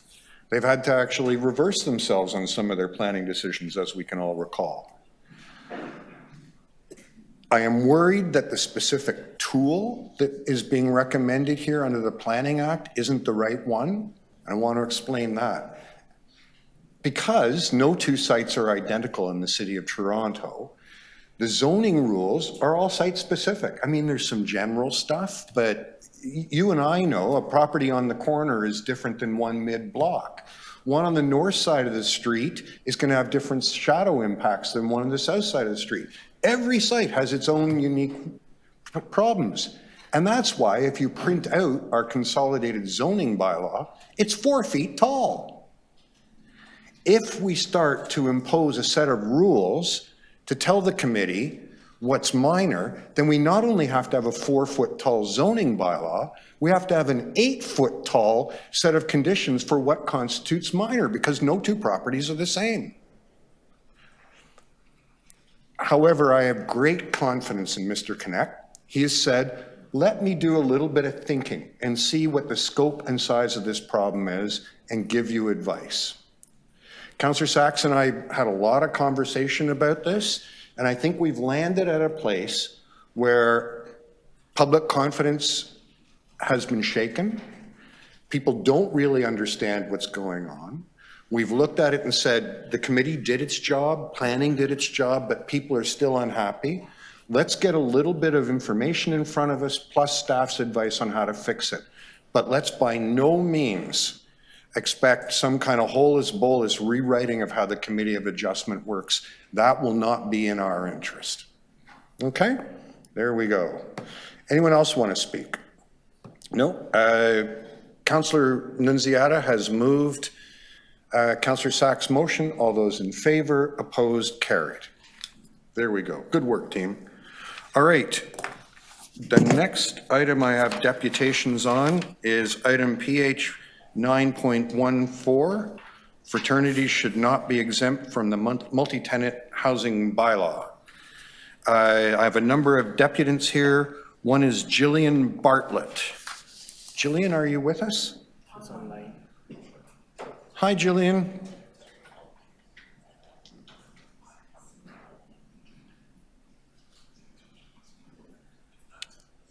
Jillian, we've given you permission.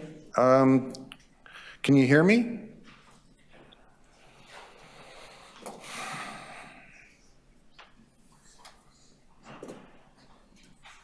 Okay, what I'm going to do is, oh, there's Jillian. Hi. Jillian, I can see your lips moving, but I can't hear you. Have you got turned on? Oh, there we go. You see, I apologize. If this were Zoom, no problem. This one I don't know so well. Go ahead. Thank you. My name's Jillian Bartlett, and I'm here today on behalf of the Annex Residents Association. As an association, we're requesting that the committee support Councillor Sachs's recommendation that fraternity should not be exempt from the multi-tenant housing bylaw. I'd like to thank you for considering this motion today, because to tell the truth, I would suspect that your immediate response would be to see it as a bit of a nuisance. You've already been intensely lobbied by the fraternity brothers in the past, and I see there's a raft of them lined up to speak after me, with a highly placed lobbyist bringing up the tail. The only comparator that I know for fraternities would be with Hockey Canada. Just last week, Toronto Star columnist Bruce Arthur wrote about the current scandal in that organization, and this is what he had to say. Junior hockey is a system that encourages limited parental supervision, local empowerment and adulation, a code of brotherhood and silence, and is backed by powerful institutions. Bad outcomes are inevitable. Now, On its face, the issue of frat houses seemingly impacts only a small part of the city. We're not even talking about Ward 11. No, we're talking about a tiny fraction of that ward, specifically the Annex, which happens to be home to some 20 fraternity houses. But I urge you to understand that while the geographical footprint of these frats is limited, the consequences of any tragedy associated with them reflects on the City of Toronto as a whole. The letters you've received from Annex residents lean heavily on the sheer annoyance of living next to some of these frats. And the key point advanced by the fraternity lobby is that regulation under the multi-tenant bylaws will in no way address neighbors' concerns. And that argument does have a modicum of merit. Exempting frats from the bylaw will not stop late-night parties with 200 or more noisy revelers. It won't stop the vomit and the urine and the blizzard of red cups on neighboring lawns. It won't stop the noise blaring at 2 a.m. from rooftop loudspeakers. It won't stop the operation of what amounts to an off-license bar, and it won't stop the rapes. It won't stop situations like that young lady lying in the middle of the road begging for a car to drive over her. So this is true. There would be no direct connection by imposing the regulations and inspections mandated by the multi-tenant housing bylaw. But this also is true. Imposing rules and inspections would bring a sense of authority and oversight that might begin to bring these bad actors more into control. I'd like to share my screen, and you'll have to, it says I can't. Oh dear, I was told I could. Oh dear, well there you go. Okay, I accept that. I can show you the picture here. It's a picture I took last fall of a banner flown from the most problematic of these fraternities. The banner declares, "God can't be everywhere, so he made Delta Kappa Epsilon." These self-absorbed young people living without any parental control could benefit from some restraints on their behavior. They could benefit from having to consider the safety of themselves and others who visit their houses. They could benefit from having to clear passageways of weeks-old garbage, of making sure there were viable exits from every sleeping quarter, of installing smoke alarms and sprinklers. They could benefit from having to exterminate the cockroaches and check the wiring, test the wooden floorboards of their century-old verandas. All we know is that some of these houses are potential death traps. One uncontrolled fire, one panicked crowd fleeing for the exits. It almost doesn't bear thinking about. But we have to think about it. Just think, this is a city that has banned tobogganing on 45 hills, all in the name of safety. Yet it has failed to regulate these houses. Why?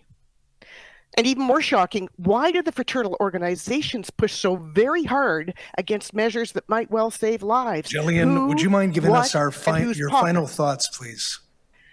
It is my last statement is it's an egregious avoidance of responsibility. Please vote to remove the exemption. Thank you very much, Jillian. Are there any questions for the deputant? Councillor. Just one quick question. You had brought up the fact that they had posted this sign as a sign of entitlement. I thought people had the right to post signs on their property. Oh, they do. Absolutely. Many people do. It's the message which was the issue. That's part of free speech, no? Oh, of course it's part of free speech, but it tells you something about the sense of entitlement. Okay, thank you. God can't be everywhere, so he made them. Thank you very much. Thank you, Councillor Myers. Thank you, Jillian. And next up, we have Joy Connolly.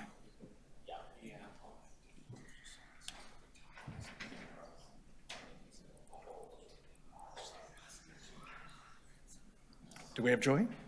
Great. Okay, Joy, whenever you're ready.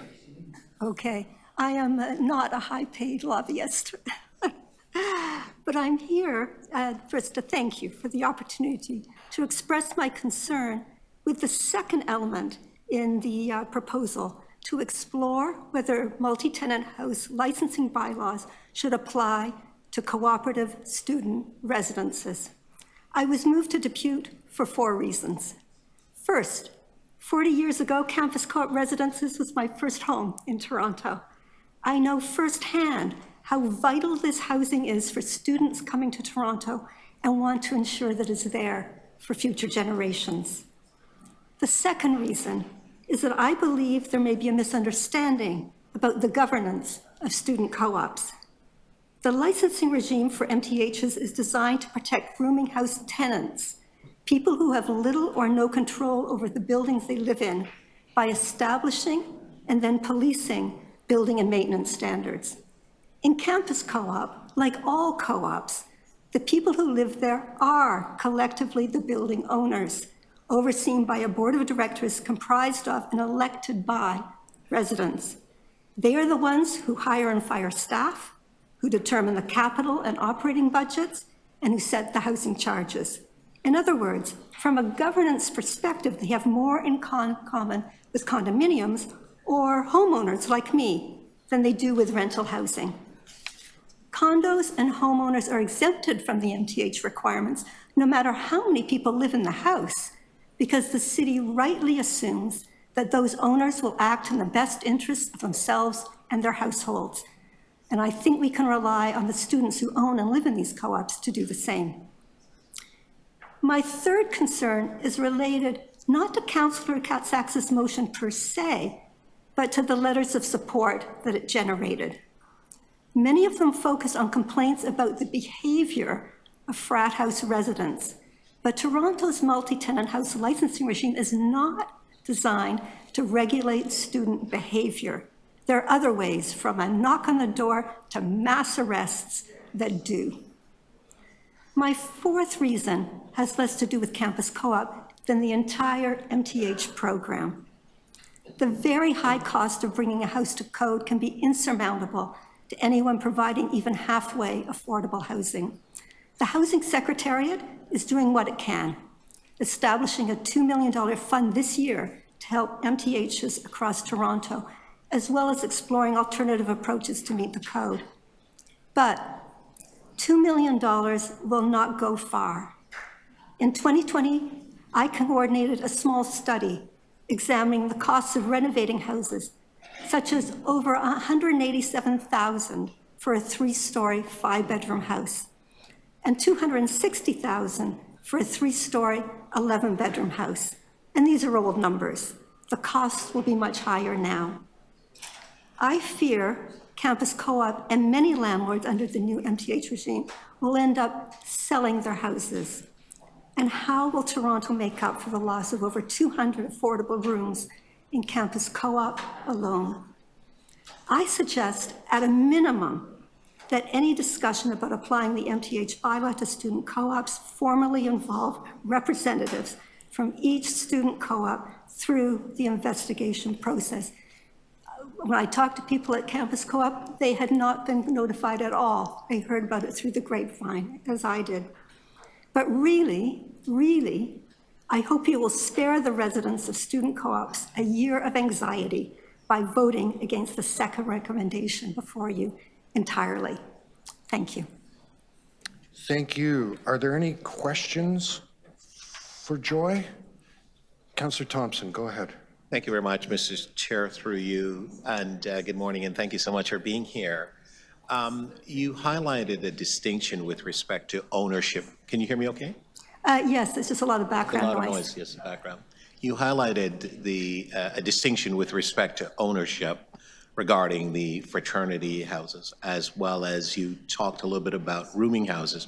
You gave us an example in terms of the distinction. Can you give us maybe a little bit more details about the structure of the ownership, given the fact that you've gone through that process? I think that's what I heard you say.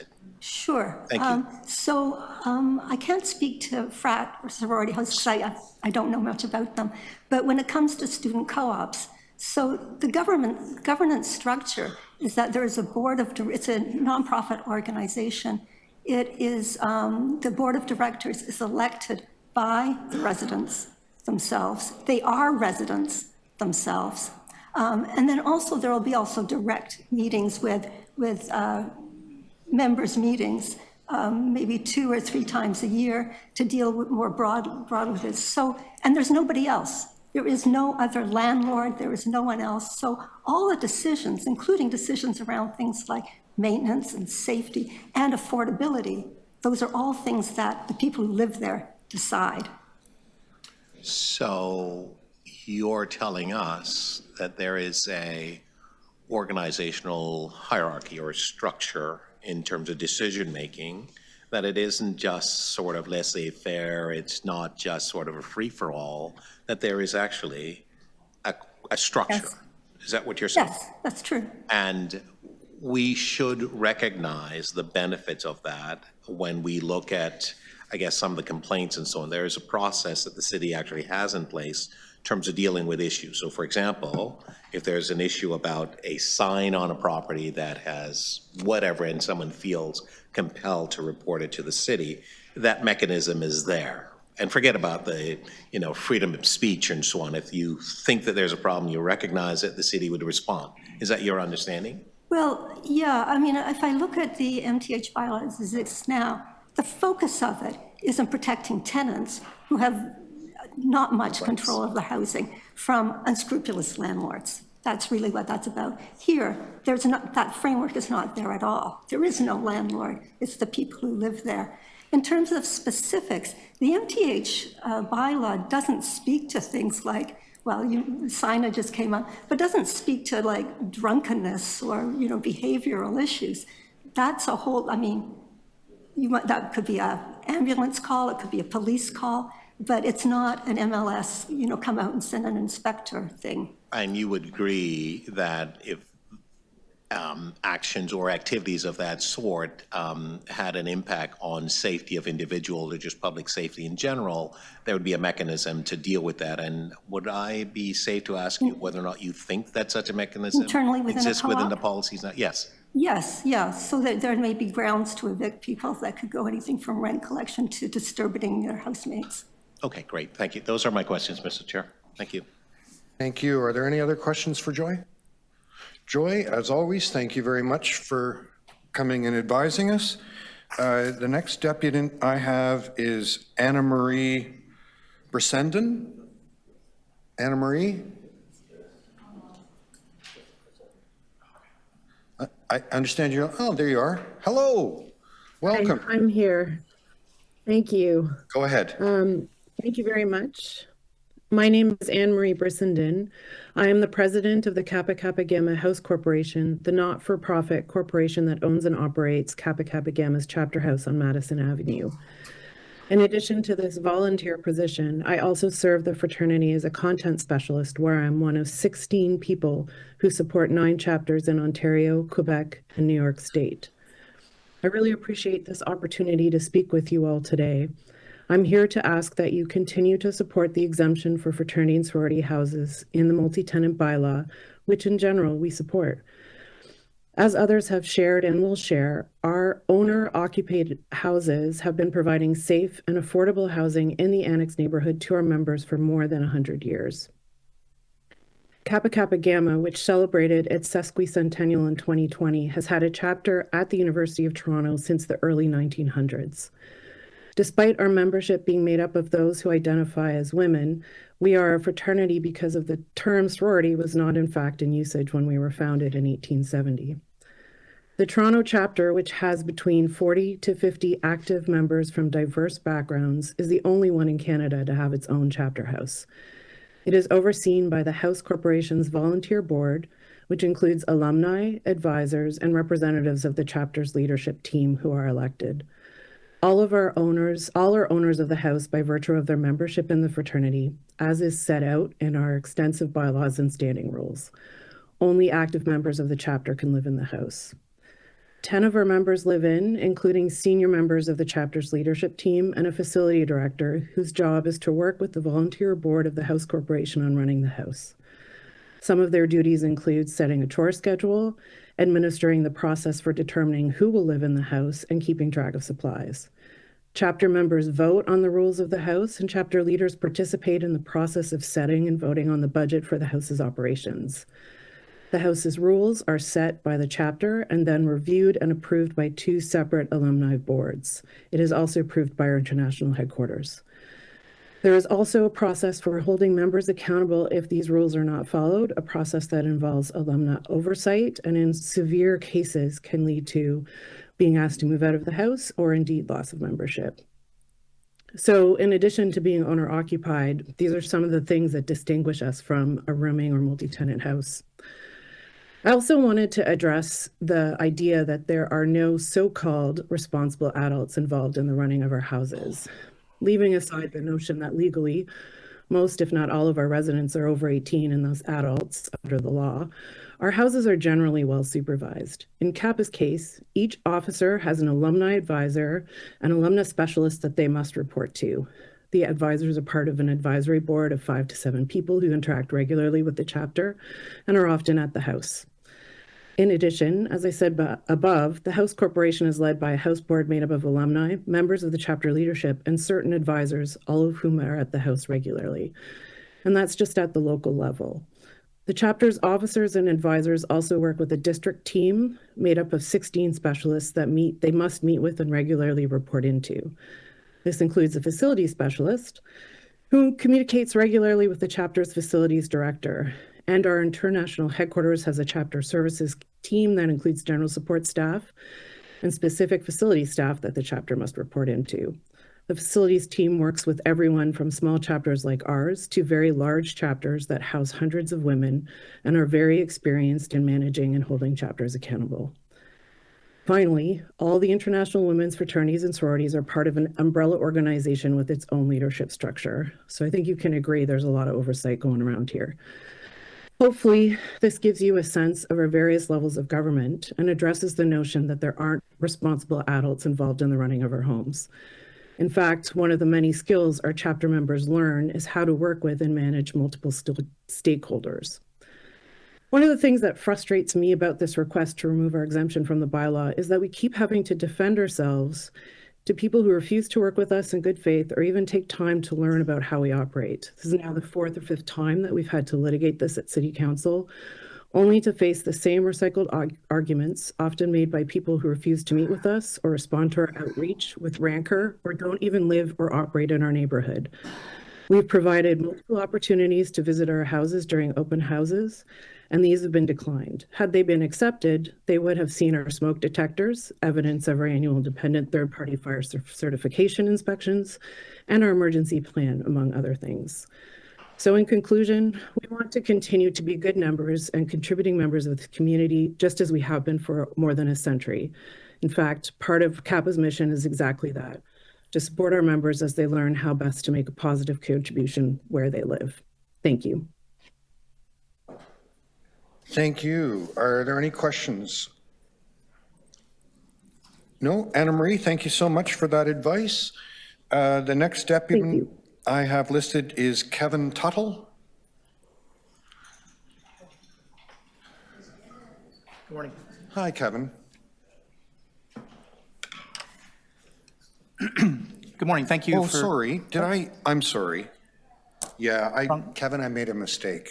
Wrong order, yeah. You'll get used to it. I do it all the time. I confused Anna Marie with Anna. So the next deputy that I have listed is Anna Turka. Online?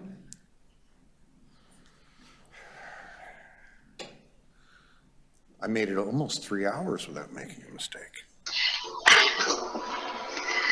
Hello? Hi, welcome. You've got 5 minutes to address the committee. You can start whenever you're ready. Okay. I'm a little nervous. It's my first time. Please bear with me. Hold on a second. Is this working? Okay. I'm going to start reading my notes here.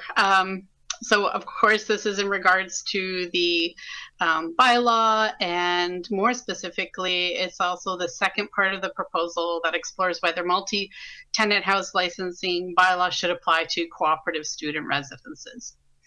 I've decided to stand up for this, my first ever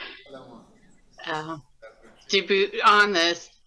On behalf of myself as the property's general manager for the co-op that I work for, which is Campus Co-op Residence Inc., for the 250 students that currently reside at this co-op, and finally, in addition, for the 80 years worth of past students that CCRI has been built on, to respectfully request that the cooperative student housing co-ops like CCRI not be included in the bylaw. For the last 25 years, I've been both living and working in cooperative homes here in Toronto. I have lived and worked with a great diverse community, all sharing the same visions and goals. Listed here are some of my reasons on the differences between Campus Cooperative Residence Inc., or as referred to, cooperative student residences, versus other residences. The co-op members are not tenants. All the members in co-ops, including cooperative student residents, have both an ownership share and a voting right. Participation in these housing communities is always a vital aspect, opening ways to opportunities and advantages of the cooperative living. Members vote on financial, organizational, social issues at a minimum of twice per year. These decisions are then carried out to and by the whole membership equally. My current role as a general manager of Campus Cooperative Residence Inc. affords me the privilege of working with these 250 local, out-of-province, and out-of-country young adult post-secondary students striving for a better future. This special group of students understands the cooperative housing movement that started at CCRI over 80 years ago and holds steadfast to the traditions of the ownership, participation, and accountability in ensuring that, along with knowledgeable administrative management and maintenance staff, that they maintain both the integrity of the movement and the future viability of the affordable co-op housing for students sector and to remain for at least another 30 years. As a nonprofit organization, the students actively volunteer as owners on their co-op's board of directors. Along with management, we create budgets for our annual operational and capital short and long-term plans collectively. As owners also and voters, the members are aware that the current costs of labors and services combined with post-pandemic skyrocketing materials and supply costs proves to be a tedious task, even the most talented financial planners. With the help of students, staff, licensed contractors, our 23 properties continue to be deemed a healthy and safe live and work environment for the members themselves and for the staff, the contractors, and visitors alike. We all work hard together to make repairs, schedule daily, weekly, monthly, seasonal maintenance work tasks, including all city and code mandates, such as monthly fire checks, annual fire inspections, completions of all the deficiency repairs in a timely fashion, and everything in between. We follow the preventative maintenance actions that help our 150-plus year houses that are also historical and stand the test of time. Naturally, the co-op building condition assessment shows annual structural upgrades, repairs, replacements needed for these homes to survive and to give planning tools needed to execute such attentions. At this current moment, the co-op membership are looking at ways to finance and fund the extreme work needed, such as roof replacements, window replacements, and foundational work moving forward, which accounts for more money than they have. The grim reality is that with the additional burdens that this bylaw will most likely add to the already required spending, it will inevitably prove to be too strenuous on the membership's own finances, jeopardizing the affordable student housing mission vision of this co-op. In conclusion, it's for the above reasons I respectfully request that the multi-tenant housing license bylaw not be applied to cooperative student residents such as ours at CCRI. Thank you. Thank you. Are there any questions for Anna? No? Anna, thank you so much for sharing that with us. Now, Kevin, it is your turn. Good morning, thank you. Go ahead. Oh, thank you. I'm Kevin Tuttle, and the volunteer president of SOFR Federation of Toronto, who represents sorority and fraternity alumni associations who own chapter houses where our student members live. Clearly, we reject the premise that we are multi-tenant housing, since we are owner-occupied, not-for-profit, cooperative student residences for the members of our organizations. Various experts have explained over and over again why it's not logical to conclude that our properties are rooming houses. There's no reason to believe that in 2024 any other conclusion will again be reached. City staff have never recommended that we be included as rooming houses, but rather it was councillors at committee in 2018 who made an amendment after deputations were complete to add us to the bylaw without any argument of merit. In his exhaustive 1986 paper on the historical geography of the annex, James Lemon indicates one category for multifamily and rooming houses versus the category of institutional residences, and uses specifically fraternities and nursing homes as examples of institutional residences. In her 1994 paper entitled A Brief History of Rooming Houses, prepared for Rupert Community Residential Services by U of T planning professor Campsey, not once are fraternity or sorority chapter houses mentioned. In her 2018 update to the paper, Professor Campsey only mentions sororities and fraternities in a single footnote, and even then just to clarify that they, quote, are not considered rooming houses. At a 2014 hearing of the Landlord and Tenant Board, member Harry Cho found, quote, based on the evidence adduced at the hearing, it is apparent that the sorority chapter house operates as a nonprofit housing cooperative, and accordingly, the act does not apply, end quote. In 2015, the city contracted the experts at Public Interest Communications and Strategy, who issued a 128-page report on the topic of rooming houses, and not once in the report are fraternity or sorority chapter houses mentioned. The May 2017 Parkdale Rooming House Study also makes no mention of chapter houses. Ironically, the Annex Residents Association retained Archaeological Services, Inc. to undertake the West Annex Heritage Project, where the December 2022 240-page report cover photo features several fraternity houses, and while in fact mentioning fraternities 9 times in the report, it is never in the context of rooming houses, whereas the report goes out of its way to mention that rooming houses are explicitly not enumerated in this report. In the 1980s, a report by the Commissioner of Buildings resulted in bylaw 502-80, which stated, quote, notwithstanding section 3, for the purpose of this bylaw, a, quote, cooperative student residence and a student fraternity house are deemed not to be a rooming house, end quote. In 1995, language in the bylaw was modernized, but the description of our properties not to be considered rooming houses was also maintained. A June 2011 report on the topic from the Executive Director of Municipal Licensing and Standards, and where, quote, the city solicitor was consulted in the preparation of this report, end quote, it concluded, quote, in the opinion of staff, fraternities and sororities clearly do not fall under the definition of businesses and as such cannot be licensed under business licensing.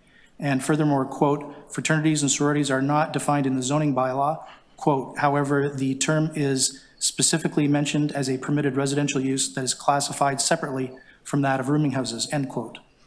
Quote, thus, under the rooming house bylaw for the former city of Toronto, fraternity and sorority houses cannot be licensed, end quote. In April 2018, the executive director of MLNS once again reported to committee and recommended, quote, not removing the exemption, end quote. In the December 22 city council meeting, the executive director of MLNS reconfirmed yet again that the city always has had and still does have the bylaws to address neighborhood concerns at chapter houses. Thank you. Thank you. Are there any questions? No? Thank you so much for your deputation. Members, the next deputant was listed twice inadvertently. That's Jillian. So we're going to go to Jamie Paul Rock.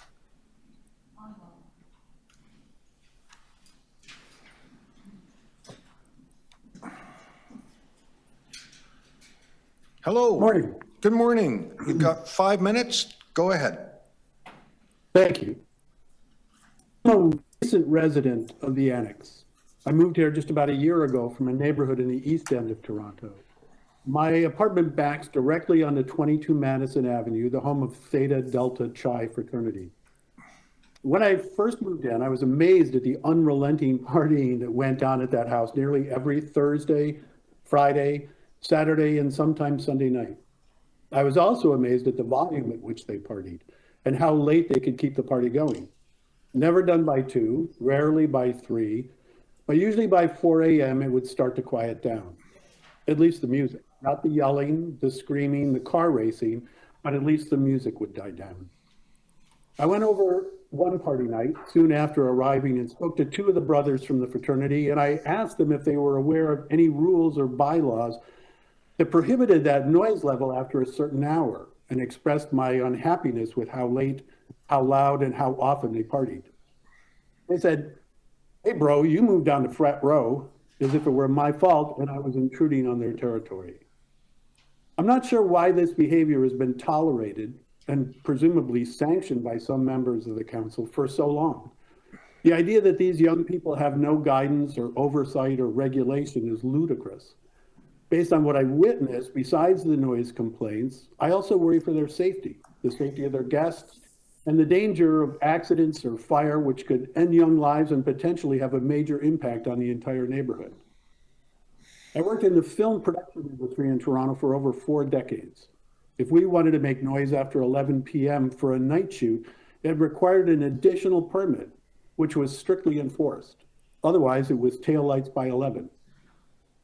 Calling the non-emergency police line or 311 at 2 in the morning is not effective. When you do finally get through, they each suggest that you call the other. It's a perfect catch-22 situation. I love the Annex. I'm happy to have moved into this neighborhood. But if these parties can't be contained, if these renegades are left unregulated and unrepentant, I believe I'll have to look for another place to live. One where all neighbors are respectful of neighbors and rules are made for everyone to keep. Thank you for your time. Thank you. Are there any questions? No? Thank you so much for coming and sharing your thoughts with us today. The next deputant I have listed is, a familiar face, Peter Milchin. Peter, long time no see.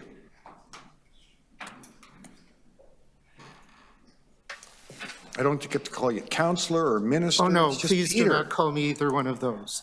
There we go. Good morning, Mr. Chair, members of the committee and staff.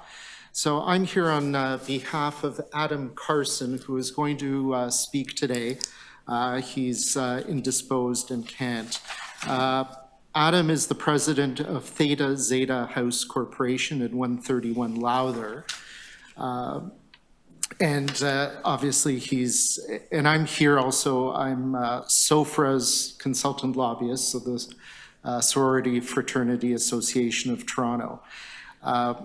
So Adam's message to the committee was that he is opposed to Councillor Sax's request to commission yet another report asking municipal licensing and staff to opine on whether sororities and fraternities are rooming houses or multi-tenant houses and whether they should be included in the bylaw.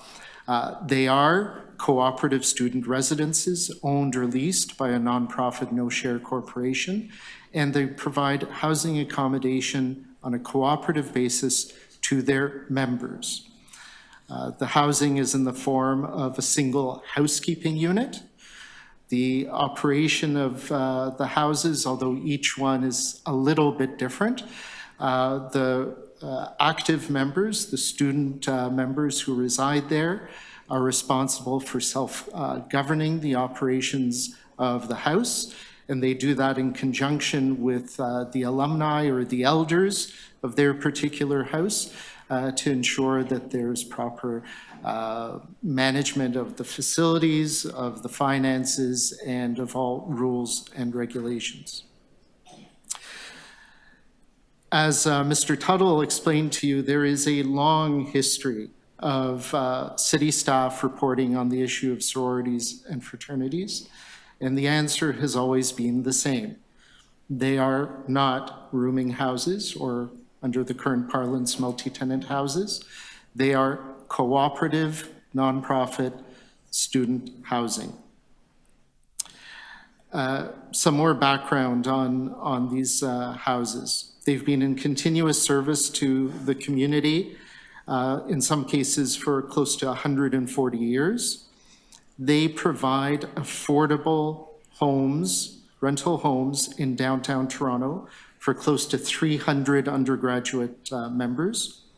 They are owner-occupied. The members reside in these homes on average 2 to 3 years. They're not transient, they are not short-term, and they are not tenants as has been determined by the Landlord and Tenant Board. They are single housekeeping units. Each member gets a bedroom to themselves, and they do share other facilities, including the chores around the house. Each of the homes has extensive safety infrastructure. This is both mandated by the fire code as well as by their insurance providers. And the homes are inspected annually by Canadian Fire Alarm Association accredited inspectors. And they all have alarms that are not just for fire, but there's smoke, heat, carbon monoxide. They have fire-rated doors, fire extinguishers, multiple exits, and where necessary, external fire escapes. Staff have repeatedly concluded these homes do not conform to definitions of a rooming house or multi-tenant house. And those concerns that the community raises, which may or may not be legitimate depending on the instance, about long grass and weeds or waste or whatever the issue is, there are sufficient municipal bylaws in place to deal with those matters.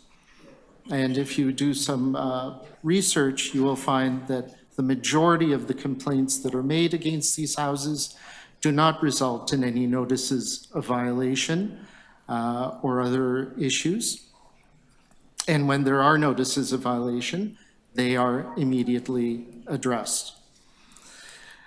Constantly trying to bring about this regulation of these houses is, in my opinion, a waste of this committee's time. And it will not bring satisfaction to those residents who are concerned, because if they're not satisfied with the execution of investigations by MLS on the various issues that are under the authority of MLS to investigate, I suspect they'll be no more satisfied with any investigations that would happen under I need the you MTH. to wind up right there. So thank you, Mr. Chair. Are there any questions for Peter? Councillor Sachs. Yes, hello again, Peter. You can confirm that the fraternity houses are all located in Ward 11, correct? Yes, I believe so. Thank you. Okay, thank you very much.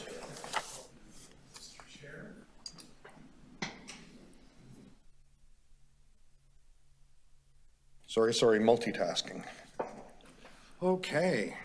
The next deputant I have listed is Kathy McDonald. Kathy, I understand you're connected virtually to the meeting? Kathy, there you are. Hi, Kathy. You've done this before. You know the routine. Yes, thank you. Yeah, so I'm here today representing FONTRA. I'm the co-chair of FONTRA. We are supporting Councillor Diane Sachs's recommendations for, I guess, listening to this, the deputant's further reports on how to or whether it's appropriate to exempt multi-tenant housing or exempt fraternities and sororities and co-ops from the multi-tenant housing bylaw.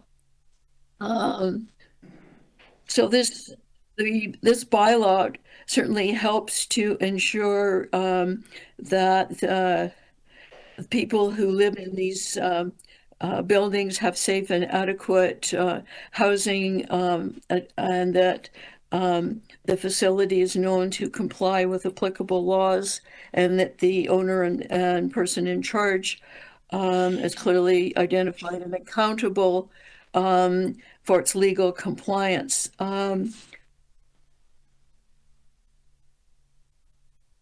Yeah, and also Councillor Sachs's request is that co-op housing be considered in this. I mean, given the issues that neighbors raise about these buildings, there certainly must be further consideration of how to make them better neighbors. they're certainly not all bad actors, but the improvements must be paying the further reporting on. And my fraternity is Zeta Psi. And Zeta Psi is at 180 St. George. We've been part of the campus scene since 1879. I think we were the first fraternity on the U of T campus. Our original building was where the Robarts Library is now. I belonged to the fraternity since 1973, and I was invited to join. And it's because I was moving from Scarborough campus to the main campus. And I went there with a lot of skepticism. But I would say that this is a decision I made that was a good one. And the associations and the friendships that I've developed over the years remain today. You've heard about our house is typical of a fraternity house. It's owned by our Elders Association. The students, the fraternity brothers who live there, they live cooperatively. They share in the expenses. The elders cover the capital costs, and it's a good working relationship. And we provide as elders oversight to the actives, and the actives govern their own business in their own way. However, I would say things like parties and so on. It used to be that fraternity parties was open season. For our fraternity, the rule is that you have a party, it's by invitation only. And we are very careful about who we invite and that kind of thing. We provide safe and economical accommodation. Our place has smoke detectors, carbon monoxide detectors. It has all sorts of fire partitions, and we have security cameras. And the other thing is that we have about 12 members. They belong to either U of T or Metropolitan University. And they really reflect the diversity of our city, and that's a good thing. And I've seen quite a change over the years. And it is communal living. They eat together, they study together, and it's a very healthy thing. The actives are responsible for complying with the bylaws, and there are lots of them. They look after the grounds and so on. It's not perfect, but it is, they are responsible. So if we designated our fraternity house as a rooming house, that would take away our right to decide who's going to live there, because we couldn't refuse somebody who wanted a room. And I think that's the wrong approach. So I would ask that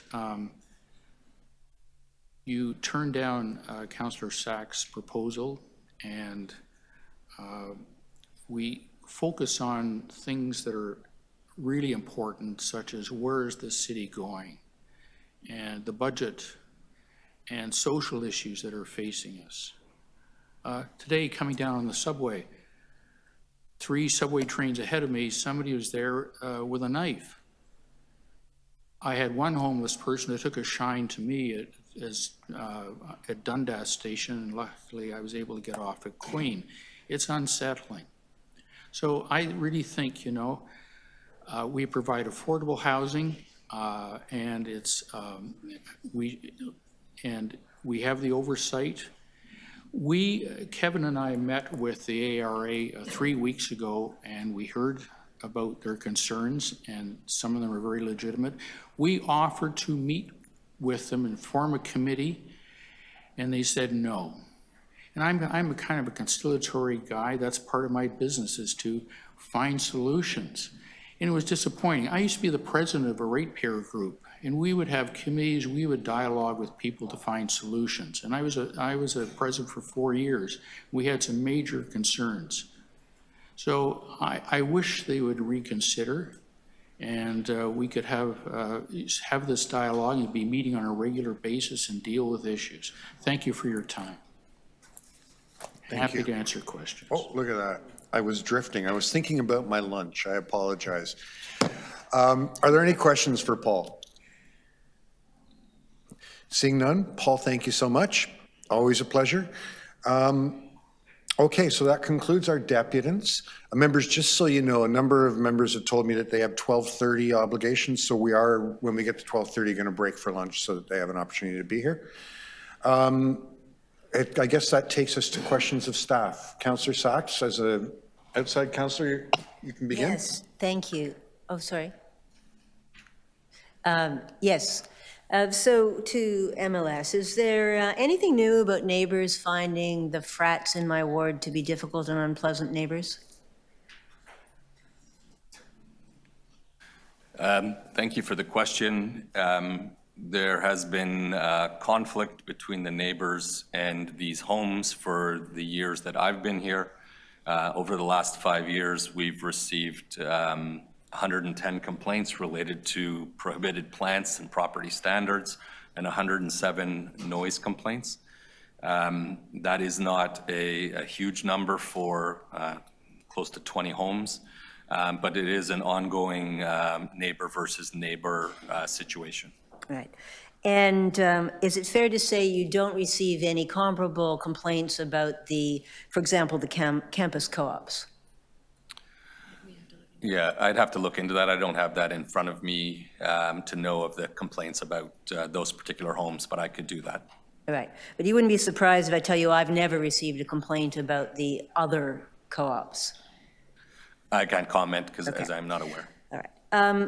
Is there any reason to believe that the conflict between the frats and the other residents of the neighborhood is going to change in 2024?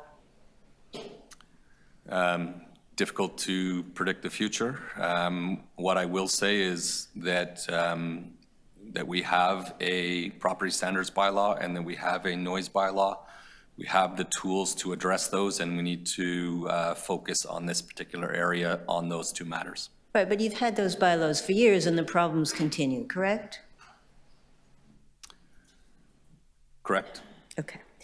Now, would anything in the multi-tenant bylaw prevent fraternities from restricting their rooms to their members? I don't know if it gets into the level of detail of who the tenants are and who chooses those tenants. The multi-tenant housing bylaw is really to ensure that the housing is to a certain standard that is safe for those tenants. I don't know if it speaks to the tenants specifically. Right, and certainly I haven't seen anything in there that would restrict the rooms to the frat members. Is there any other licensing regime that you could use to improve the conduct of these fraternities? Not necessarily a licensing regime, but we did have a proposal in 2018 that still exempted these, but required annual reporting by these 19 to 20 homes that talked about ownership, that talked about a variety of things, that confirmed who their contacts were, who the responsible person was.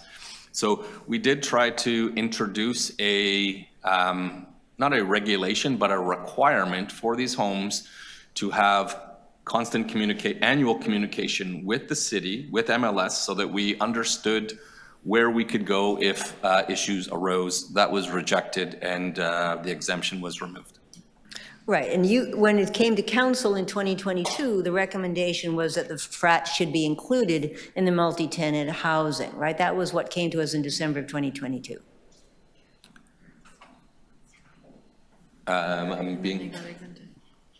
That is what was in the report, and then council exempted this group. That's right, and we could change our minds now. Council has changed their mind on this issue 2 times to my knowledge. All right.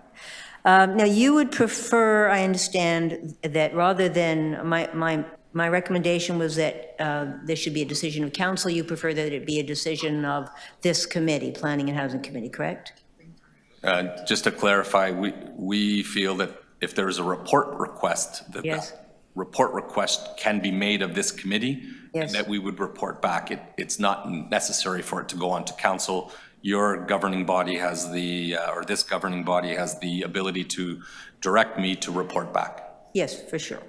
Now, I understand that you're very busy now getting ready to bring the multi-tenant housing bylaw into effect, and that you're looking, how much time do you need to give us well-reasoned advice as to whether and how to regulate the frats? It would be my opinion that we are in the middle of implementing, or at the beginning of implementing, a 3-year phased program for multi-tenant housing citywide. This is a significant program for us. It's significant dollars and significant resources from a number of different divisions. I would recommend to do it fully, that we would include that in our report back, which is planned for Q2 2025. So. Concludes your questions, Councillor Sachs. Next, I had Councillor Nunziata, then Councillor Matlow. Okay, thank you. So to staff, what we've heard from deputants is the parties that they're having and the noise. So we get complaints all the time on people having parties. It's not necessarily in buildings, it could be in residential homes and that. So this is a noise complaint. So what is the process for a noise complaint? Because we get that all the time. Yeah, thank you for the question. Noise is a significant issue in our city. Amplified sound being the number one, construction being number two, and I guess noisy, large house parties are up there as well, and it's a significant thing that's happening citywide. There is a know who to call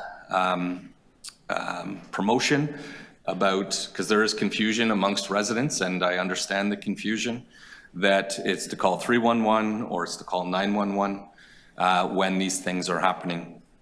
I will note that we and MLS are not resourced to respond immediately to noisy or loud parties, nor is it safe for 2 bylaw officers to attend a large party with 50 to 100 people and to require them to shut down or to issue a noise violation. We would require the assistance of our partners, the Toronto Police Services, to attend with us. They are, while they are significantly busier than us and have significant other priorities than this, it's important that we attend together and work with the host of that party to turn down the volume and have people exit in a manageable fashion. Right, so we get complaints all the time about noise, not necessarily in this location, but citywide, because of parties that are being held in that, and it's very difficult with the noise bylaw. Now, if the changes are being made, will that make a difference on people having parties? No, it will not. It won't change things. The multi-tenant housing bylaw is intended to to allow for available housing and affordable housing for people who need it in this fashion. Right. So It's a very important program for the city, and it doesn't restrict people from hosting friends and family. The noise bylaw is our tool to deal with persistent and ongoing parties that are happening at whichever location across the city. Thank you. Councillor Matlow? Through you, Mr. Chair, was the multi-tenant bylaw focused primarily on protecting the safety, the health and well-being of potentially vulnerable tenants who are in precarious situations, to ensure that they have a level of protection from the city. So thank you for the question. It is one of the reasons. It's not the only reason. It's imperative that we as a city provide a pathway for affordable housing for those who need it, and that's on many fronts. Rooming houses come with a stigma, and we, under the leadership of the various divisions involved, changed the name to multi-tenant housing. We are trying to change that stigma. There are many people in many parts of our city and many ages that require this type of housing. It's a very important type of housing for our city, and it needs to be safe and it needs to be affordable. But along with contributing all these affordable units and potential new affordable units, if they were left illegal, there was no ability to enforce necessary safety regulations. That is correct. After years of trying, we were able to pass this bylaw in, I want to say 2022.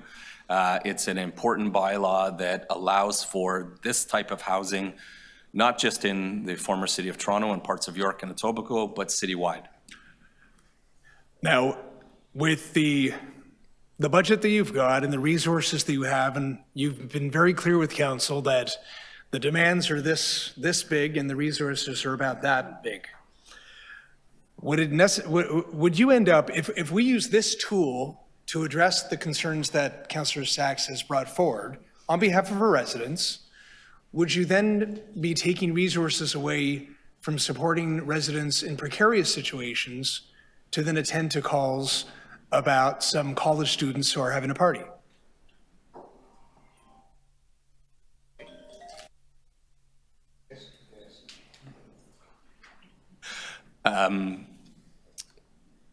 Potentially, yes, our focus needs to be priority-based.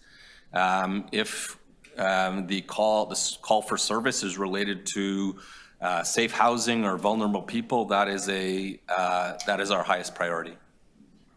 Thank you. Okay, members, it's 12:28 or so I'm going to recess until 1:30. See you back here in an hour. Please be prompt.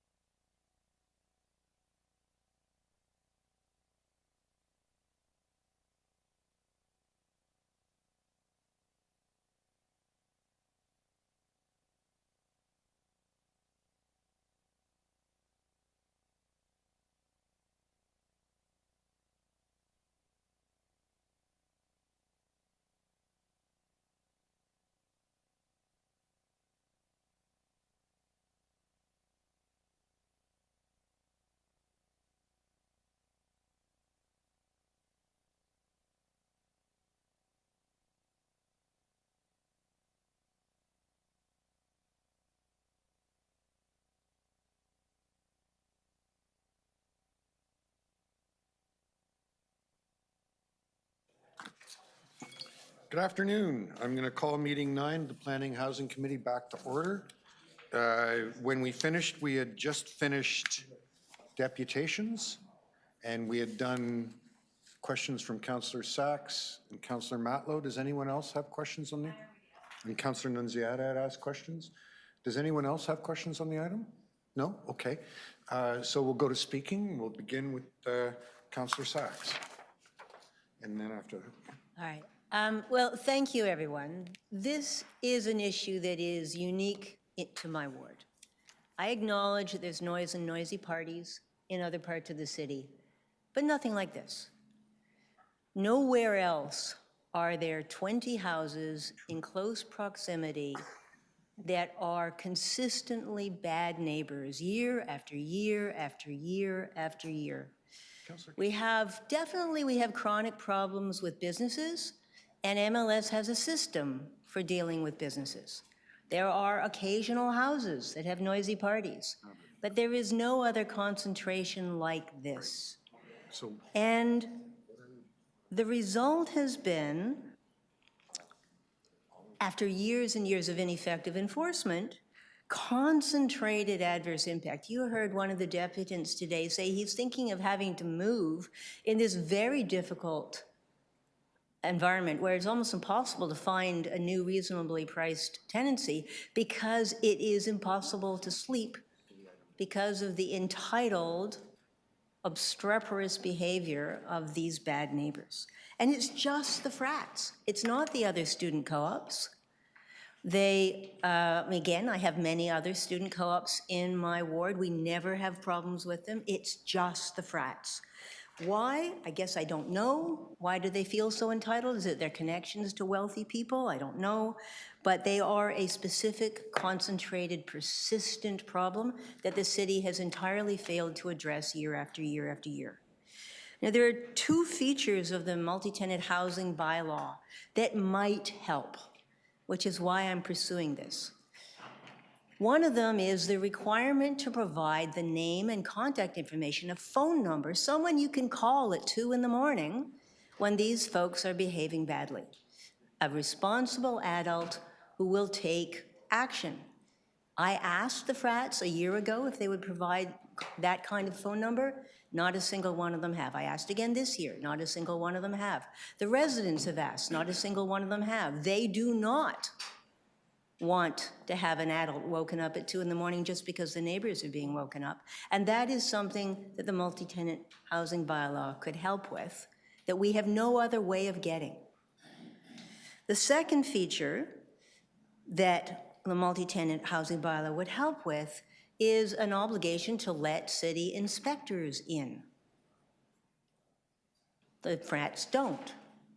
I asked them a year ago. I asked them again this month. Would they allow city inspectors in? No, they wouldn't consent. What are they hiding? So what other tools do I have as the counselor responsible for this concentrated area of disruption? There have already been hundreds of 311 calls, although most of my constituents tell me they've given up calling 311 because it never helps. I've tried approaching MLS. Nothing has changed, and nothing is likely to change this year either, from what I can tell. So a multi-tenant housing bylaw can allow exemptions, if appropriate, on conditions, which is what, as we've heard from Carlton, is what staff proposed in 2018, 6 years ago.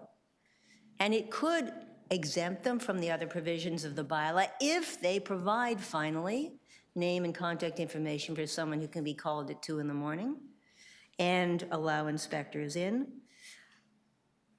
And that's what staff recommended, and we could still do that, but we can't get there without a report. I have no intention of driving out student housing from my ward.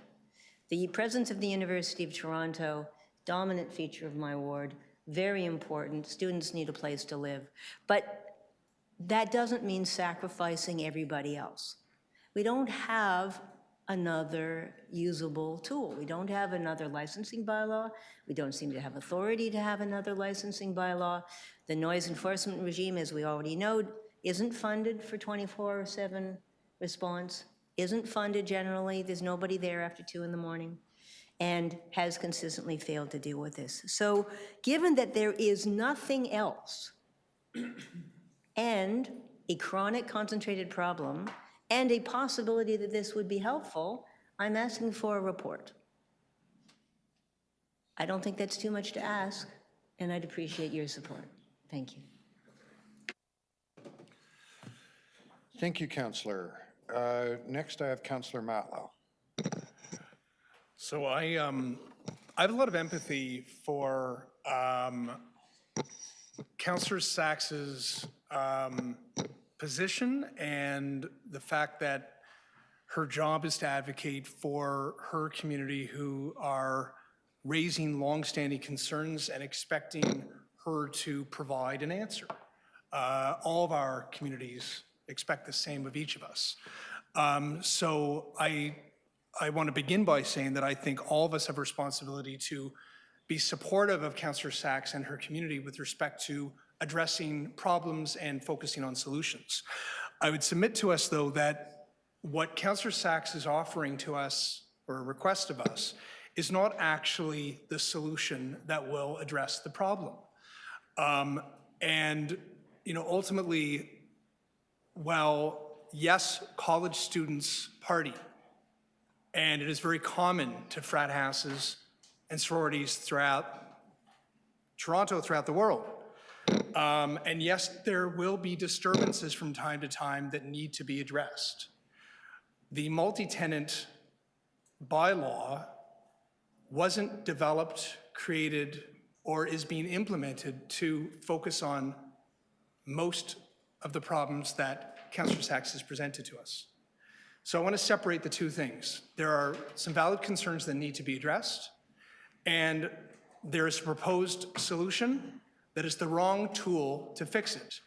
It would be like using a screwdriver to hammer in a nail. It's just the wrong tool. So rather than support Councillor Sachs's request to use this bylaw to address that problem, I would propose that there be a different approach where we support Councillor Sachs and her community to have an actual dialogue with the fraternities and sororities, to actively work on ways to use the tools we have in the toolbox better to respond to the concerns that are raised. That's the frustration. And ultimately, I'll just end where I began, which is that I respect Councillor Sachs and I appreciate that she's doing her job to come to us to say, we need your help. I think what a good friend does is doesn't just say, yes, I will help you do what you asked me to do, but be honest and say, I will help you, but this may not be the best way to do it. And let's focus on the best solutions to focus on the problems that you present. Okay, thank you. Yeah, Councillor Bradford. No, we're waiting for a colleague here. Appreciate all of the deputations today. Appreciate Councillor Sachs's letter and motion, and the comments from my colleague, Councillor Matlow. Really, for a lot of the reasons that Josh just outlined, I won't be able to support the letter today. I think there will be a motion coming from one of our colleagues to potentially have that come back to this committee, and I would support that, but I actually would vote against the whole thing. There's a couple issues with this, and I think it all falls under this is the wrong tool to address some of the concerns or the challenges.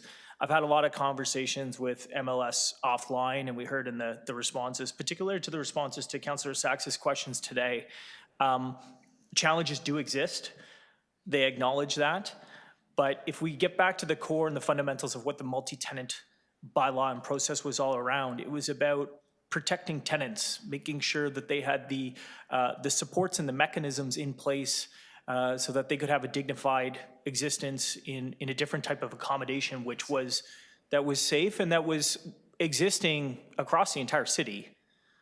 And it was a long journey, and credit to Councillor Perks, who really championed that for how many decades? 2 anyways. Decades. Yeah, 20 years? Okay, 15 years, 1.5 decades. In that effort to get us to a point where council was ready to make that decision in 2022. And as we heard from Carlton and his team, it is a mountain of work that they've been putting together to stand this thing up. And again, so that we have better, safer outcomes for the tenants in those properties. When I consider Councillor Sachs's dilemma and the dilemma of some of the adjacent neighbors in the neighborhood, I feel I arrive at the conclusion that the intention of the multi-tenant bylaw is not to address and deal with those issues. I think we can have a lot of conversation and spend a lot of airtime talking about the challenges we have enforcing our noise bylaw. I think we can talk a lot about the challenges that we have enforcing property standards. And we can talk about, as a council, all of the additional requirements and studies and aspirations that we thrust upon Carlton and his team and other divisions, building as well, Kamal's here also, that we are asking them to do. And trying to use the multi-tenant framework as a means to address these issues, which are separate and discrete from the challenges that those tenants have faced historically as vulnerable residents trying to have safe accommodation. That would be, I think it would be unhelpful. I don't think it would give us the results that we want. And I think, frankly, there needs to be more contemplation about how we do the things we already have on the books better. Bylaw enforcement with respect to noise, with respect to property standards, all of those things that are a real pain point for some of the constituents that we heard today, and certainly that I'm sure Councillor Sachs deals with in her inbox and on the phone all the time. So I won't be, I'll support the motion to keep it here, but then I will vote against the whole thing because I don't think this is a good use of the staff's time to go down something that we have just resolved within the past 12 months. But that's my position on it, and a lot of respect for the local councillor trying to resolve this. I just think there's got to be a better way, and I think all of us as a council will be amenable to trying to help explore and find that proper pathway. Thanks, Mr. Chair.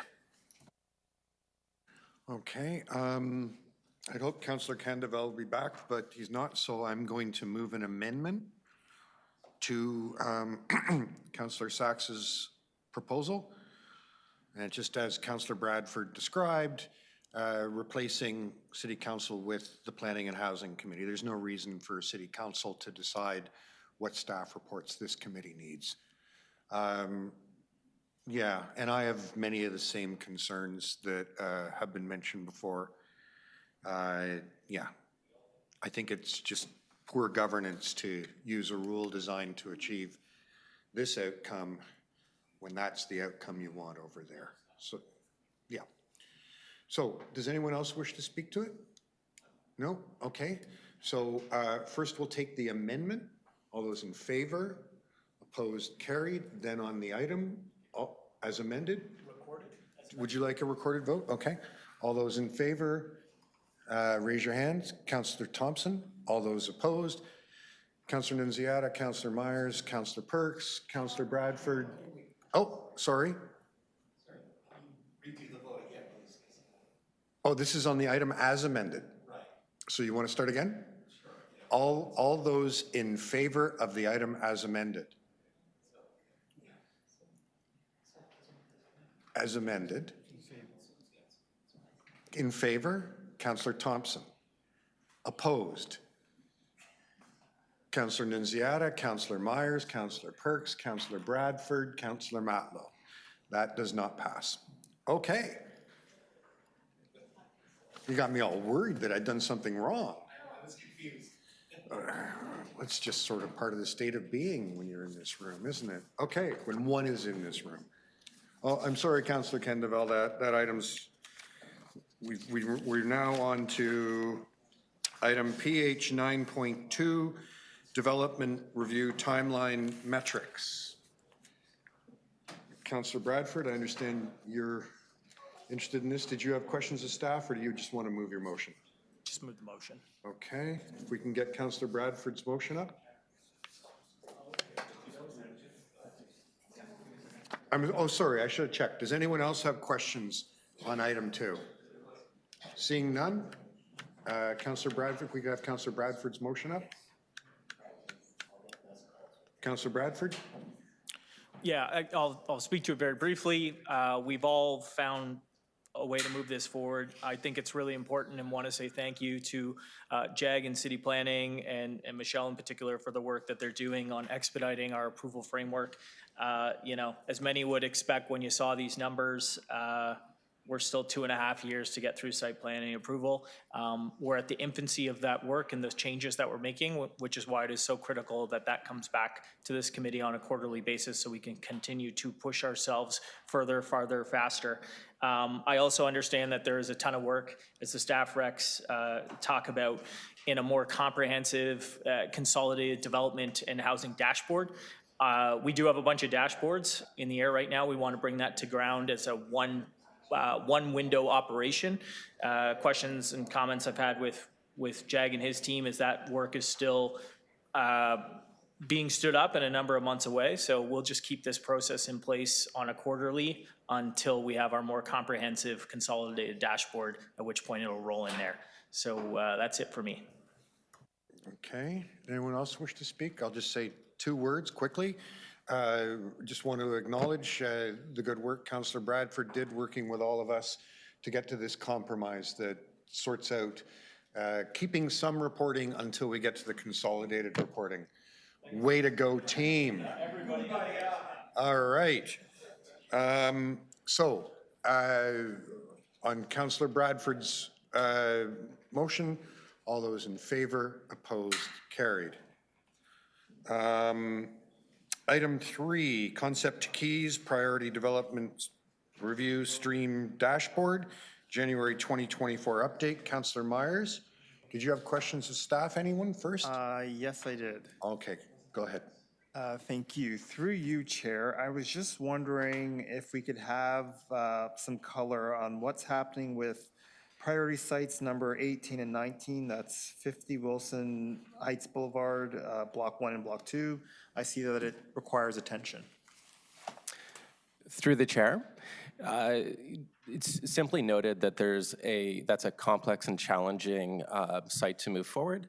The proponent is aiming to begin construction in spring 2024.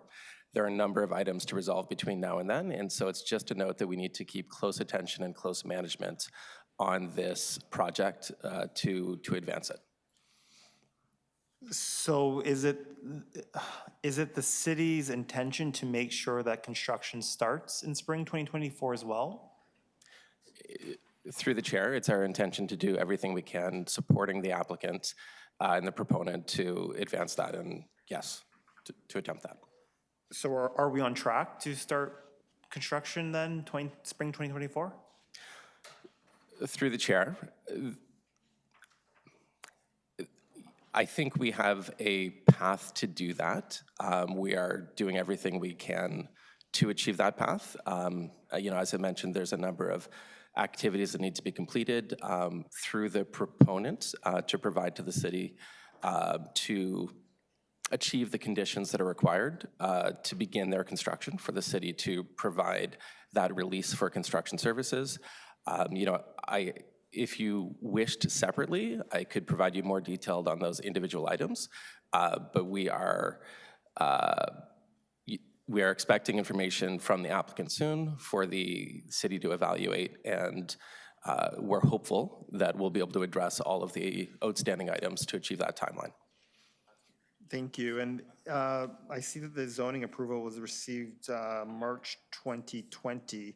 So if we start construction March 2024, is that the timeframe that we're aiming for these kinds of projects, 4 years? Through the chair, this has been an exceptionally challenging project, and it's not, certainly not what we're attempting to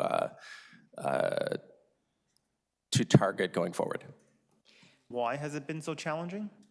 Because I've seen this one as consistently requiring attention every time we have this report, and it doesn't seem to be moving forward. So I'm just curious as to why this one in particular is causing so many issues.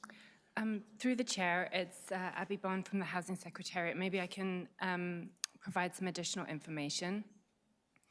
You're correct in identifying a number of the Housing Now sites as having major difficulties in moving forward, in part due to the difficult economic environment, interest rate rises, construction rate rises, et cetera, which we've reported on to council. I would highlight, though, as well, that our recent shift, our recent report, the generational and transformational report that we brought to council in November, highlights a new interim housing delivery framework, which includes the monitoring both of planning approvals, building permit approvals, alongside all of the other types of approvals that these projects need, namely financing and funding requirements, which have to a large degree been the obstacle for a number of these projects being expedited. And so when you're looking at the C2K dashboard, you're largely looking at planning milestones, approval milestones. There is actually a lot more to these projects. And through that new delivery framework, we looked to be able to be more transparent about that and to manage those milestones more consecutively so that we're able to speed things up. In addition, I would also highlight that in spring of 2023, Council committed to additional funding for a number of the sites, and a number of the negotiations that are happening right now are in relation to the conditions associated with that funding and how that lines up with CMHC funding, et cetera. Thank you. And I guess just turning gears for a bit, there are 6 projects, 7 that are on hold. Are those on hold because of the applicant or because of issues at the city? Through the chair, some of those are related to the, what Abby Bond was just saying, related to funding. And in most cases, they're related to funding.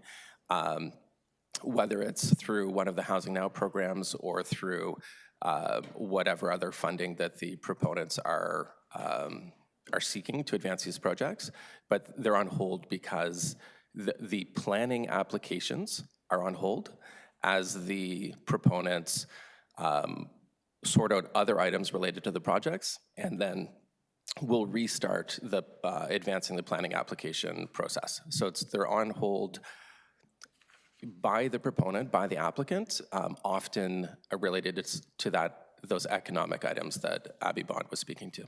Okay, we're over time. If committee's interested, we can give you a second round. Just one more question. I have to do it. I have to do it the right way. Okay, does anyone else have questions of staff? Does anyone have any objections to Councillor Myers having a second round? I think we have that undertaking. One more. So I'm curious, what provisions or what incentives or what aid is the city providing the applicants funding-wise to help keep these projects moving forward? Or are we simply just waiting for the applicant to come to us with a solution? Are we proposing solutions in terms of the incentives that we have available? Through the chair, the staff team working on this, both inside the city, the Housing Secretariat, along with our colleagues in Development Review, and Creatio staff, there's a lot of staff effort and attention going into these files to move them from being on hold, from being stuck, to starting to move forward. And we're starting to see that.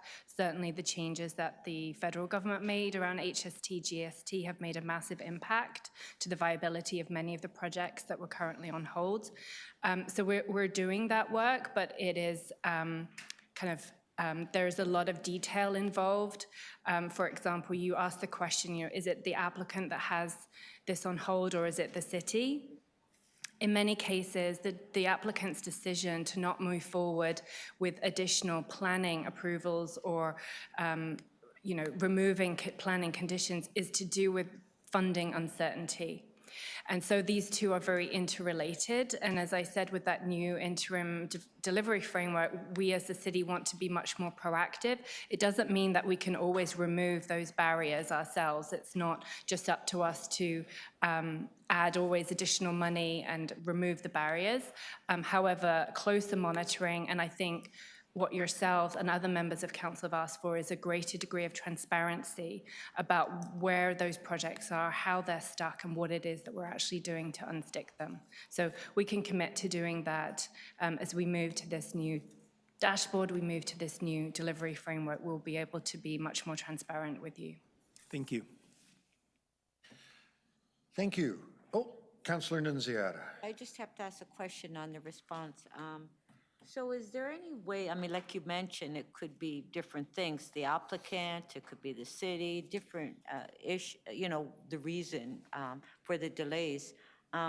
So is there any way that when the report is brought forward, that you can identify the reason for the delays, if it's the applicant hasn't submitted information, or the city, or, so you have a better idea of who's, why the delays? Through the chair, it's a very good question, and I think everyone on the staff side understands this desire, need for a greater degree of transparency and more detail about that. We have to, and I think there is more transparency coming anyway with things like the way the clock ticks on as a result of Bill 109, et cetera. There's going to be a lot more reporting, I think, about which projects are on the city side to resolve and which are in the applicant side.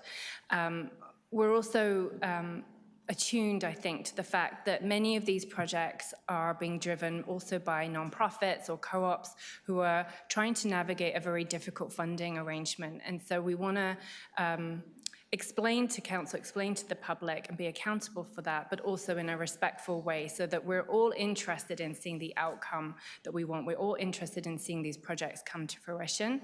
And so this new reporting approach that we want to take, we have to do I think we have to talk to our partners and find out the best way to characterize where the ball, is it in our court, is it in their court, and what is the next step that we need to take collectively to move it forward? It's important that we try to assist a nonprofit or, to bring everything together and go through the process. So thank you for that.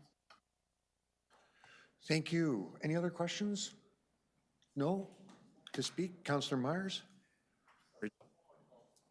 Who at the city is actually the person responsible for getting these projects? Is there one individual or is it across departments? Like, who owns the responsibility of getting these projects moving forward?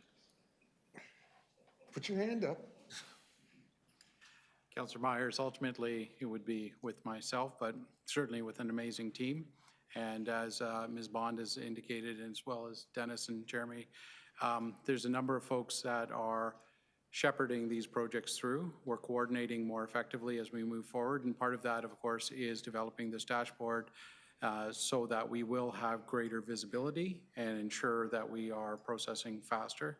And to Councillor Nunziata's point, to provide greater support for our non-for-profits. Thank you. Okay, I'm glad we got that on record for everyone to hear.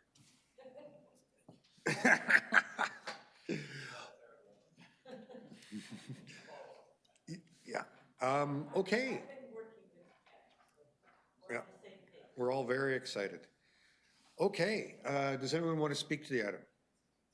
No? Okay, I'll just move the staff recommendation then. All those in favor, opposed, carried.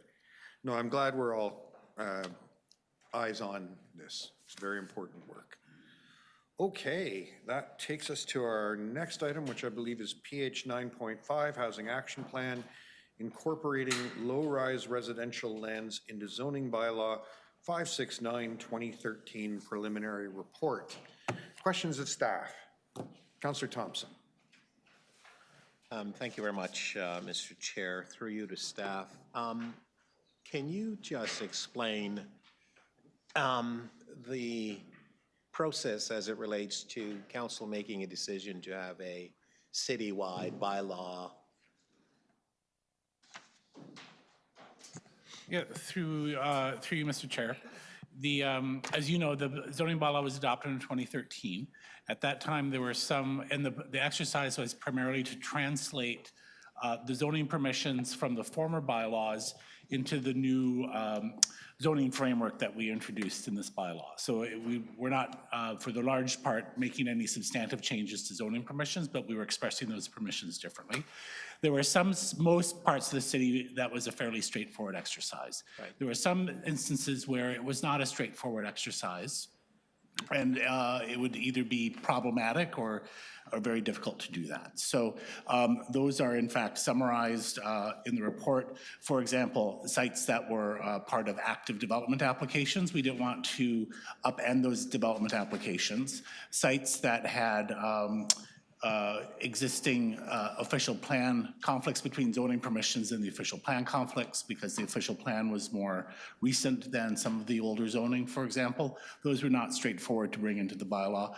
Sites that were part of a comprehensive area planning framework, and the centers, Scarborough Centre, North York Centre, Etobicoke Centre are good examples of those, where those generally were not zoned in the new bylaw.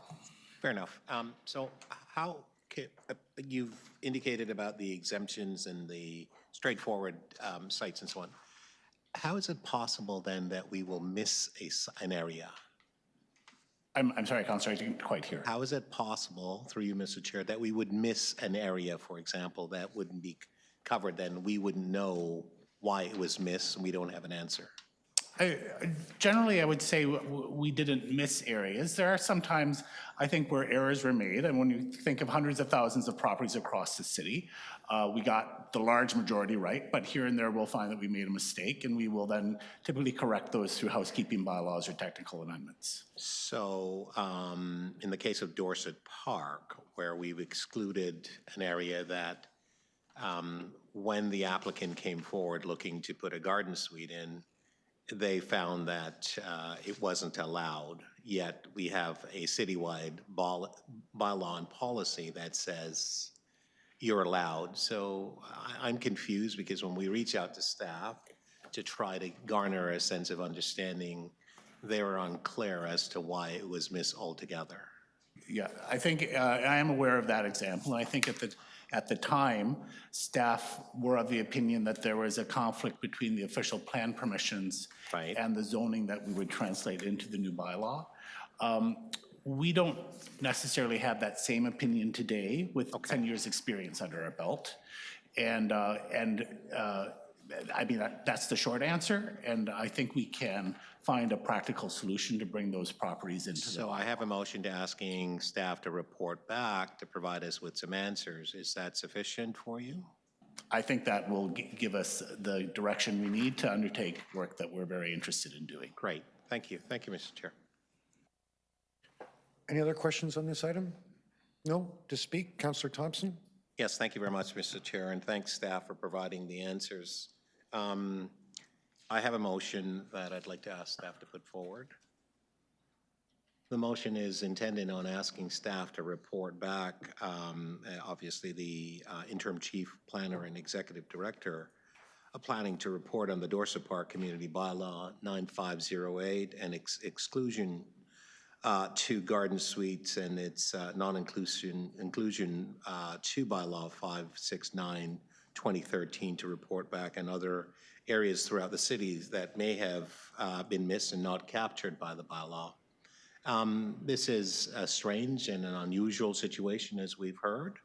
And so recognizing that it is a problem in my area and having had a chance to talk with staff, and at the outset, we were not able to get an answer that was clear as to what had transpired, but I think we have gotten to the bottom of it, and this will provide clarity in terms of the staff reporting back. But it's also important to understand that there are investments to be made in the community, particularly in the Dorset Park area, and a number of proponents who wanting to invest in the area had indicated that they were having challenges with respect to approval and so on. So I'm hoping that simultaneously as this move forward in terms of the report itself, we'll be able to actually work with planning and building staff to ensure that the investments that are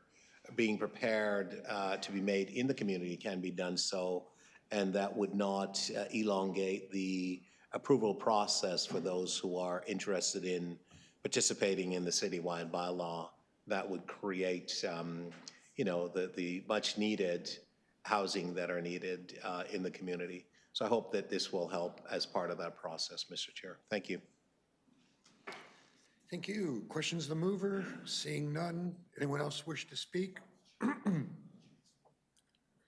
No? Okay. Then we'll take it all as a package. All those in favor, opposed, carried. Okay. I took it as a package. Yeah. PH 9.6, City Planning Division Work Study Program Update. Questions of staff? Councillor Bradford? Thanks. I think I'll be quick here. Just wanted to get some clarity on the directions provided at Planning and Housing back in November of 2023. And when I look at the work program, I'm seeing some dates slipping or dropping. Is it still City Planning's intention to report back Q3 2024 on the feasibility of removing FSI from low-rise residential? Through the chair, that we're targeting Q4 2024, but we are hoping to bring that forward more quickly than Q4 if we can. Okay. Am I seeing that in the work program? That is an item that our timing on that was shifting at the time that the work program was written. So I would say that that's a reflection of the way that the work program is preliminary and will continue to evolve and be updated. I do want to be very clear that the report back on that item is intended in 2024 in Q4 and if possible earlier than Q4.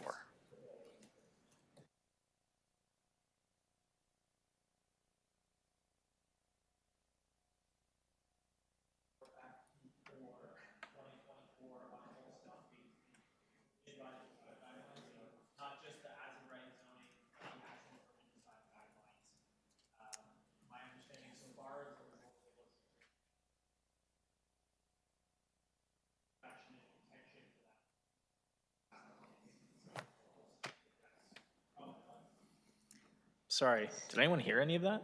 I heard you. We heard you. We heard you. All right. Okay.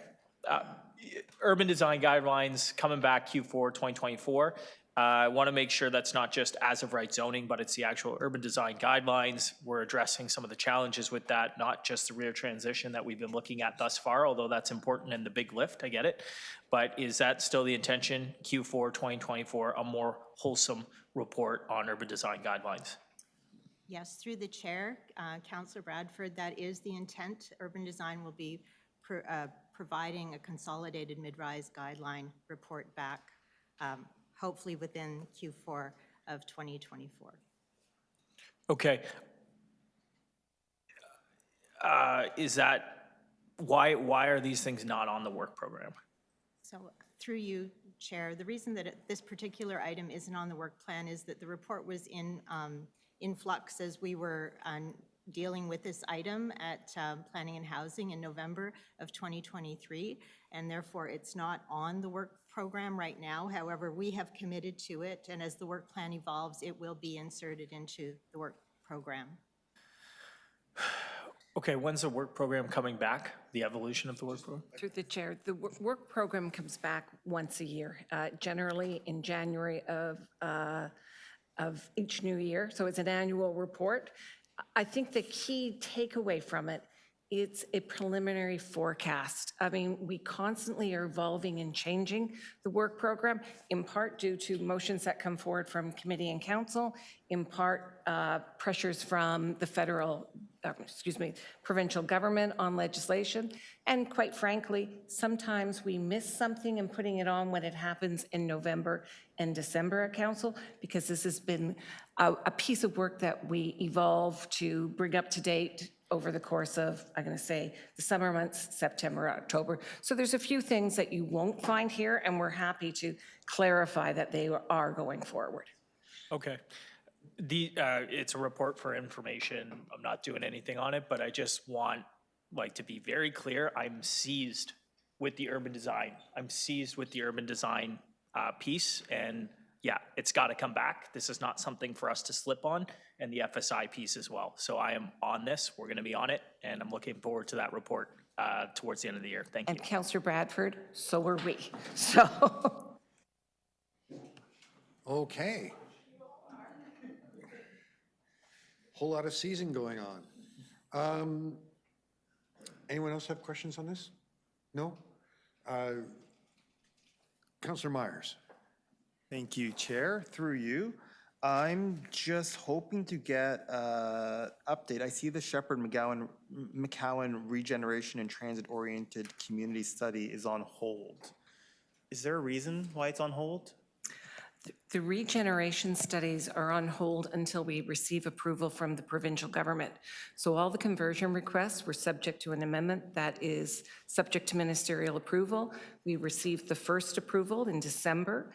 And off the top of my head, I can't tell you specifically which ones are in there. I think that one is. And we're in the process of looking at how do we advance these studies quickly and efficiently so that we can bring housing to bear, where the outcome of the regen study will result in housing approvals. Thank you. So just so I'm clear, I see that some of the regeneration and transit-oriented community studies are still active. So Scarborough Junction, for example.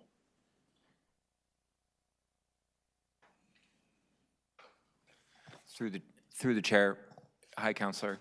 The regeneration area study for Scarborough Junction was an earlier official plan amendment. So it had its necessary steps, or in this case, is also being integrated with an active development application to make sure that everything kind of fits together. So the ones that are on hold are the more recent ones that we approved?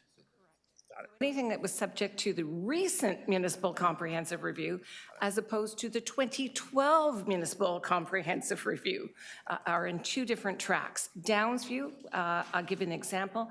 The Downsview Secondary Plan, which is a regeneration study, is tracking for the April or May Planning and Housing Committee. That's from 2012 in a settlement. And do we have a time frame as to when we're going to start working on these regeneration studies that were the more recently approved ones? As they're approved by the province, we will kickstart a work program. We're looking at retaining outside consultants do some work for us. In some cases, if they're small ones, we may ask a consultant to lead the study, and others we'll be leading them within city planning. I would say a large study, because I'm anticipating the next question, something like Downsview, we're tracking within 3 years for a major significant transformation of land. Others will take anywhere from 1 year to a year and a half. It all depends on consultation and if we've run into any issues. But if we do, we report here. Thank you. And just going to the Ward 23 multiplex study, so that's the sixplex study in Ward 23. Is there an update on that one? Through the chair, Councillor, we actually had a meeting with the consultant team this morning, and they're initiating work. And we're still on track with that, as we've discussed. Okay. And finally, regarding the accessible parking and parking review, do we have a timeline as to when those will be complete? Through the chair, we expect to report back in Q2 on the work that we've been doing on accessible parking and bicycle parking in the zoning bylaw. Thank you. And what about, I think there's just topic-specific parking, so I guess just general parking. That's the same piece. Sorry, There's two separate ones, topic-specific parking, and then there's, oh, yeah, I see, sorry. Okay, my mistake, thank you. No further questions. Councillor Nunziata? Just one question. So, on the planning studies, I know Mount Dennis was completed and it was appealed, so that's gone. But just a question, I mean, this motion, I put this motion through about 5 or 6 years ago for the Weston Village one, and I mean, I'm not trying to be negative on it, but in the last 5 years, the study hasn't even started yet, but in the meantime, we've had so many development applications in that area. It's been approved and being built. So this planning study would be, we haven't started it yet. So what would the planning study do when everything's been developed? I know it's 6 years, right? Yeah.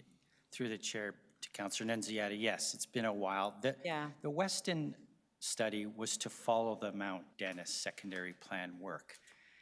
Unfortunately, the Mount Dennis secondary plan has been appealed in its entirety to the OLT. And we only recently found out that the OLT has scheduled the hearing for October the 1st. So we are working with all the appellants and the OLT to try and mediate some of those appeals. But we have decided to move forward on the Weston study now.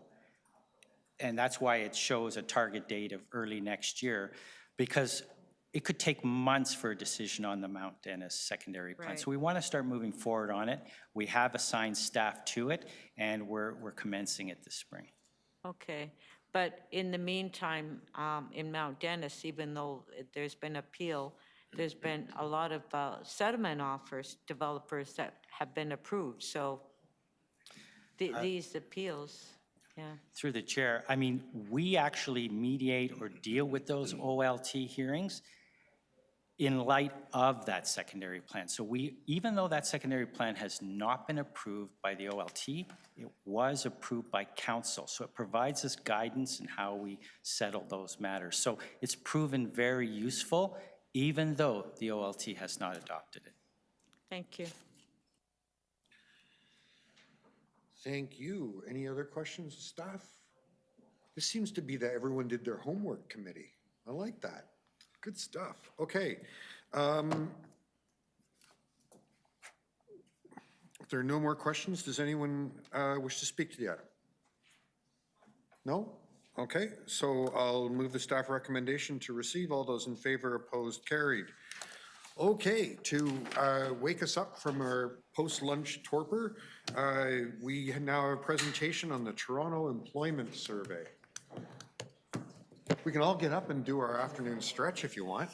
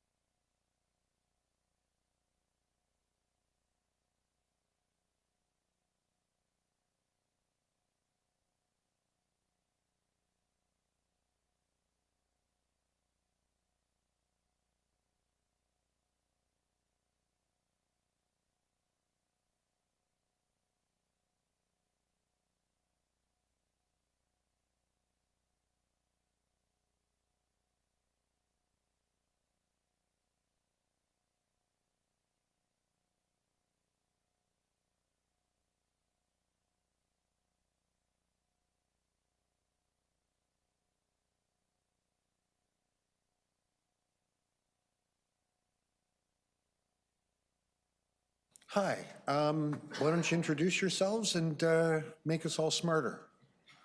All right, thank you.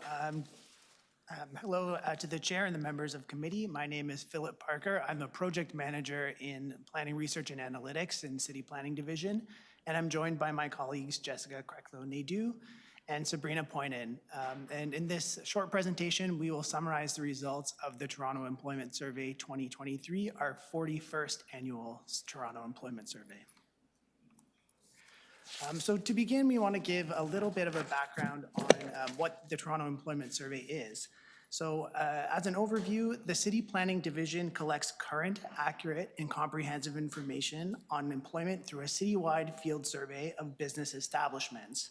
We collect information on the primary employment activity and the number of full-time and part-time jobs at each location, and all of the individual responses are kept confidential. The unique feature of the Toronto Employment Survey is that we collect information on land use where the work occurs, enabling us to relate the employment activity to the use of land that it occupies. This year, we returned to an in-person field survey consistent with pre-pandemic operations. So what that means is that city planning staff conduct face-to-face interviews with all business establishments, with follow-up telephone calls, emails, and provide a secure website for those who prefer to respond online. We reach out to major employers with multiple locations to ensure comprehensive coverage and to help identify footloose and temporary employment. We're going to highlight all of these results in more detail in the following slides, but just at the beginning, we'd like to highlight a few key points about Toronto's economic recovery. So in 2023, Toronto has regained about 70% of the pandemic-related job losses that were seen in 2020, but the recovery is uneven across the sectors of the city. But in quick highlights, the office and institutional categories made up the majority of job growth in 2023, while the service and retail categories both exhibited some growth this year, but haven't fully recovered from their pandemic losses. And then a final point is that the hybrid work is really here to stay, but businesses are starting to increase in office work days. And I'll pass it over to my colleague Jessica to get into more detail. The results of the 2023 survey show that Toronto is moving in a positive direction with its economic recovery following the COVID-19 pandemic. As of 2023, Toronto has 1.53 million jobs, which is an increase of nearly 51,000 jobs, or 3.4% from 2022. Total employment still remains below the 2019 pre-pandemic total of 1.57 million jobs. However, it's key to note that the city has regained about 7 in 10 in the number of jobs lost since 2019. The total number of establishments has seen an increase of 730, or 1%, a total of 72,730 establishments. The city has regained about 60% of the number of businesses lost due to pandemic impacts. Considering employment by category, in the chart on the left, the blue bars show the one-year employment change from 2022 to 2023. All categories have increased, with the exception of manufacturing, which has lost 580 jobs. The orange bars show the change over 5 years, from 2018 to 2023. Office and institutional are the only two categories which have gained jobs, with office increasing 4.8% and institutional nearly 10.2%. Service and community and entertainment, two areas hardest hit by the pandemic, are still far below the job numbers of 5 years ago. In the figure on the right, showing employment share by category, office continues to be the city's largest employment category, with nearly half of all jobs citywide, over 765,000 jobs. The survey also uses NAICS, or the North American Industrial Classification System, which enables us to classify each establishment by its economic activity. As you can see here, the top 5 NAICS sectors represent over half of all jobs in the city. The top sectors include finance and insurance, healthcare and social assistance, professional, scientific, and technical services, retail, and education. This map shows that employment is distributed across the city, with large concentrations in the growth management areas per the official plan, as well as along transit lines and the major streets. Downtown, the centers, and employment areas combined have just over 1 million jobs, or 70% of all jobs in the city. It's important to note that growth has also occurred in the rest of the city, with approximately 462,000 jobs. These areas have increased by 2% from 2022, which represents 8,500 additional jobs. Now my colleague Sabrina will discuss the findings for downtown. Downtown contains about 601,000 jobs, 39% of the city's total. In 2023, downtown employment was up by 6.4%, adding close to 36,000 jobs. Downtown had many large office projects underway when the pandemic hit, which resulted into the completion of around 650,000 square meters of office space.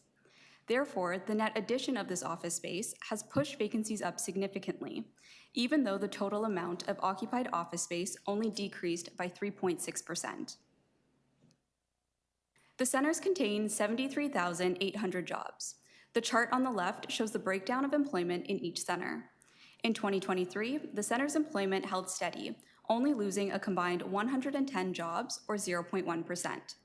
In the previous year, employment decreased by 2,500 jobs, or 3.3%. In 2023, North York Center gained 1,000 jobs, or 3%, while the other centers lost employment, ranging from 1.8% to 3.3%. This is shown in the chart on the right. North York Center had employment gains in every category except for institutional, due to both increases in employment in existing businesses and the addition of new businesses in the center. The employment losses are not due to one or even a few particular businesses, but rather a collective loss of employment. Over the past 5 years, the centers have seen a total loss of about 7,700 jobs. North York has remained relatively flat, while Yonge and Eglinton has experienced job losses during the widespread redevelopment and construction of the Eglinton Crosstown LRT.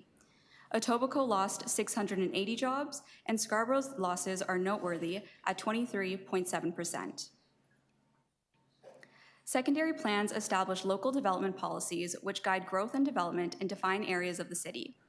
Secondary plan areas contain 862,000 jobs in 2023, which is just over half of all jobs in the city at 56%. A majority of this employment is concentrated in the downtown plan area. The office category is the predominant source of secondary plan area employment with 63%. Toronto's employment areas are a key part of the city's land use framework and are designated for employment use and growth. In 2023, employment areas contained 21,900 establishments, or 30% of the city's total, and almost 400,000 jobs, or 26% of the city's total. Manufacturing employment continues to be the largest category, with 90% of the city's manufacturing jobs located in these areas. In Toronto, there are 23 areas of employment, which represents clusters of designated employment areas as per the Planning Act. The top 5 areas of employment comprise nearly half of the employment, with 176,000 jobs. These areas are Rexdale Airport, South Etobicoke, Downsview, Highway 400, and Tapscott. Now I'll pass it back over to Philip. So one of the ways that we use this data is to measure how our employment growth compares with the Provincial Growth Plan forecast, which states that Toronto's employment will grow to 1.98 million jobs over 35 years, or by 2051. Even with the slowdown in employment and the losses of employment during the pandemic, the regional growth is still on track to meet those targets. In 2023, Toronto's 10-year employment growth rate was 1.2%. So even with these impacts of the pandemics, at this rate, the city would reach the growth plan forecast by 2045. The pre-pandemic 10-year growth rate of 2% would allow the city to reach the forecast by 2029 if the economy recovered to those levels. But either way, the city is on track to meet the provincial goals well before 2051. A few observations in summary. Although the city's employment totals are not back to pre-pandemic levels, the numbers show that the city's employment is moving in a positive direction. The impacts of the pandemic and the associated public health restrictions have affected Toronto's economy in different ways, with each employment category reacting differently. Again, the office category has remained resilient over the years with minimal fluctuation, but the shift to hybrid work has accelerated. The service category and the community and entertainment category experienced severe and prolonged employment impacts from the public safety measures, and changes in consumer behavior. And while these categories are starting to rebound from those effects, the tightening labor market has made their recovery challenging. In the coming years, we will continue to monitor Toronto's economic recovery. And just to notice that the 42nd annual survey will commence on May 6, 2024. Thank you for your time. Thank you. This is, every year I am just amazed at the depth of this piece of work. Thank you for that. Are there questions for staff?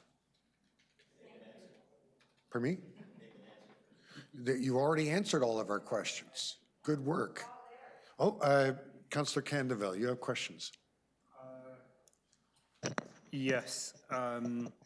Thank you for the presentation. Very fascinating data, especially as it's plotted by geography. Does staff, are you able to access data that shows the employment by income? Through the chair, no, we don't have employment by income. We ask simply the number of part-time and full-time jobs. We don't collect income information from the establishments. Is that possible? Through the chair, it's not possible to collect income information through the survey. It is a voluntary instrument asked by the city to the individual business establishments. We are not asking the individual workers for their income.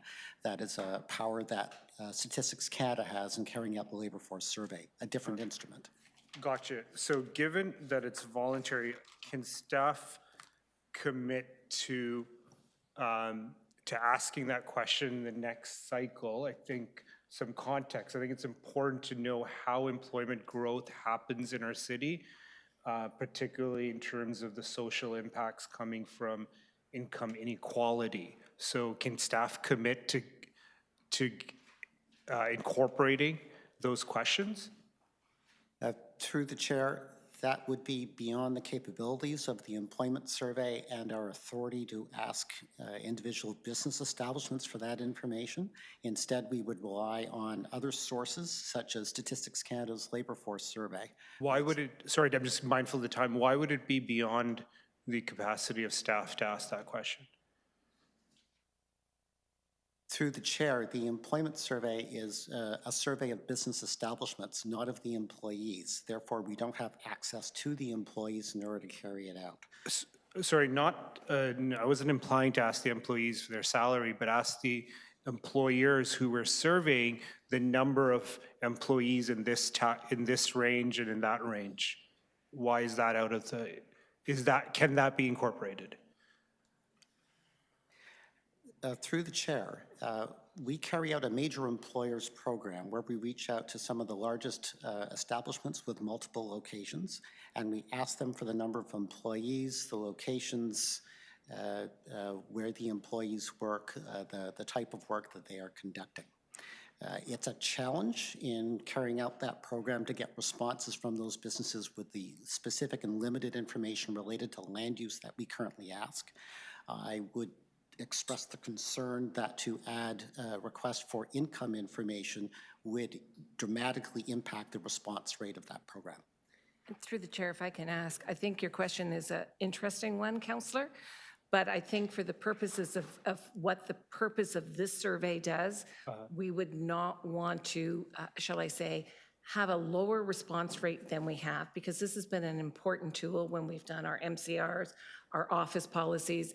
I think your question deserves some consideration by us and perhaps with our economic development partners. So I would ask you to hold that thought and enable us to have some conversations internally as to what might be a better avenue for that. I understand that. I think we need to have richer, fuller data. When we look at these wonderful equity statements in all our documents, if we're not fulfilling the spirit of those commitments, then I think we need to review. This is good data, but I think we've got to understand of who lives where. When we're making planning and economic decisions, we have to understand disparity, the growing inequality in economic resource. So I would employ staff to incorporate that vis-a-vis this survey or using data from the federal government. This is a great report. It gives us a lot to chew on and to think about how we make planning decisions and the correlation and the intersection with employment and who does what where. I think this helps us. So anyway, I'll leave it at that. I'll move to my next question. Do we have data on how many of the employers fill this information back out? Through the chair, yes, we do. We have a response rate which has been growing in the last couple of years. We're currently at about 70%. Our pre-pandemic response rate was more in the 85 to 90% range, but we have gone up from the 50 to 60% range in the last couple of years, and we're hoping to make it back up to that 85 to 90% range in the coming years. Thank you. That's good to know that that level of engagement exists. When I look at the decrease within various centers, is the biggest contributor the impacts of the pandemic, or I don't know if I'm misinterpreting it? Through the chair, slide 8 of the centers in general, we've been seeing a bit of a trend in the centers with some employment growth over the employment decrease in the last 5 years. I'm not sure we can attribute it entirely to the pandemic, but there is a large amount of development happening in most of our centers, changing the dynamics of some of them towards more of a residential type of development. Mm-hmm. And within your department, is there any policy work that provides framework to what are essentially, from my short time here, land rezoning, employment lands to residential? Through the chair, yes, there are policies in the official plan talking about employment land conversions. The recently completed municipal comprehensive review was the opportunity for people to request to convert employment lands to residential uses. Sorry, what was that review you referenced? The municipal comprehensive review, the MCR. MCR, okay. And what is the, to a new layperson as myself, what is the general framework that the impacts of these conversions are not good for civic, or what's the assessment from your end? Through the chair, we did a series of reports over the course of the last 2.5 years with respect to the municipal comprehensive review, where we're required by legislation to undertake that review. We reported out on a number of them where we recommended, in some instances, the lands be converted. Some of those went straight to conversions to mixed use. Some of them went to the regeneration areas you may have heard me speaking about in terms of the study work program. And others we said recommended, no, and council adopted those recommendations because it is critical to have a balance of both jobs dispersed across the city and opportunities for job newcomers to the city and offices. So it's a balance act. The MCR is concluded now with the exception of 3 sites, and we'll be reporting out later on those to council.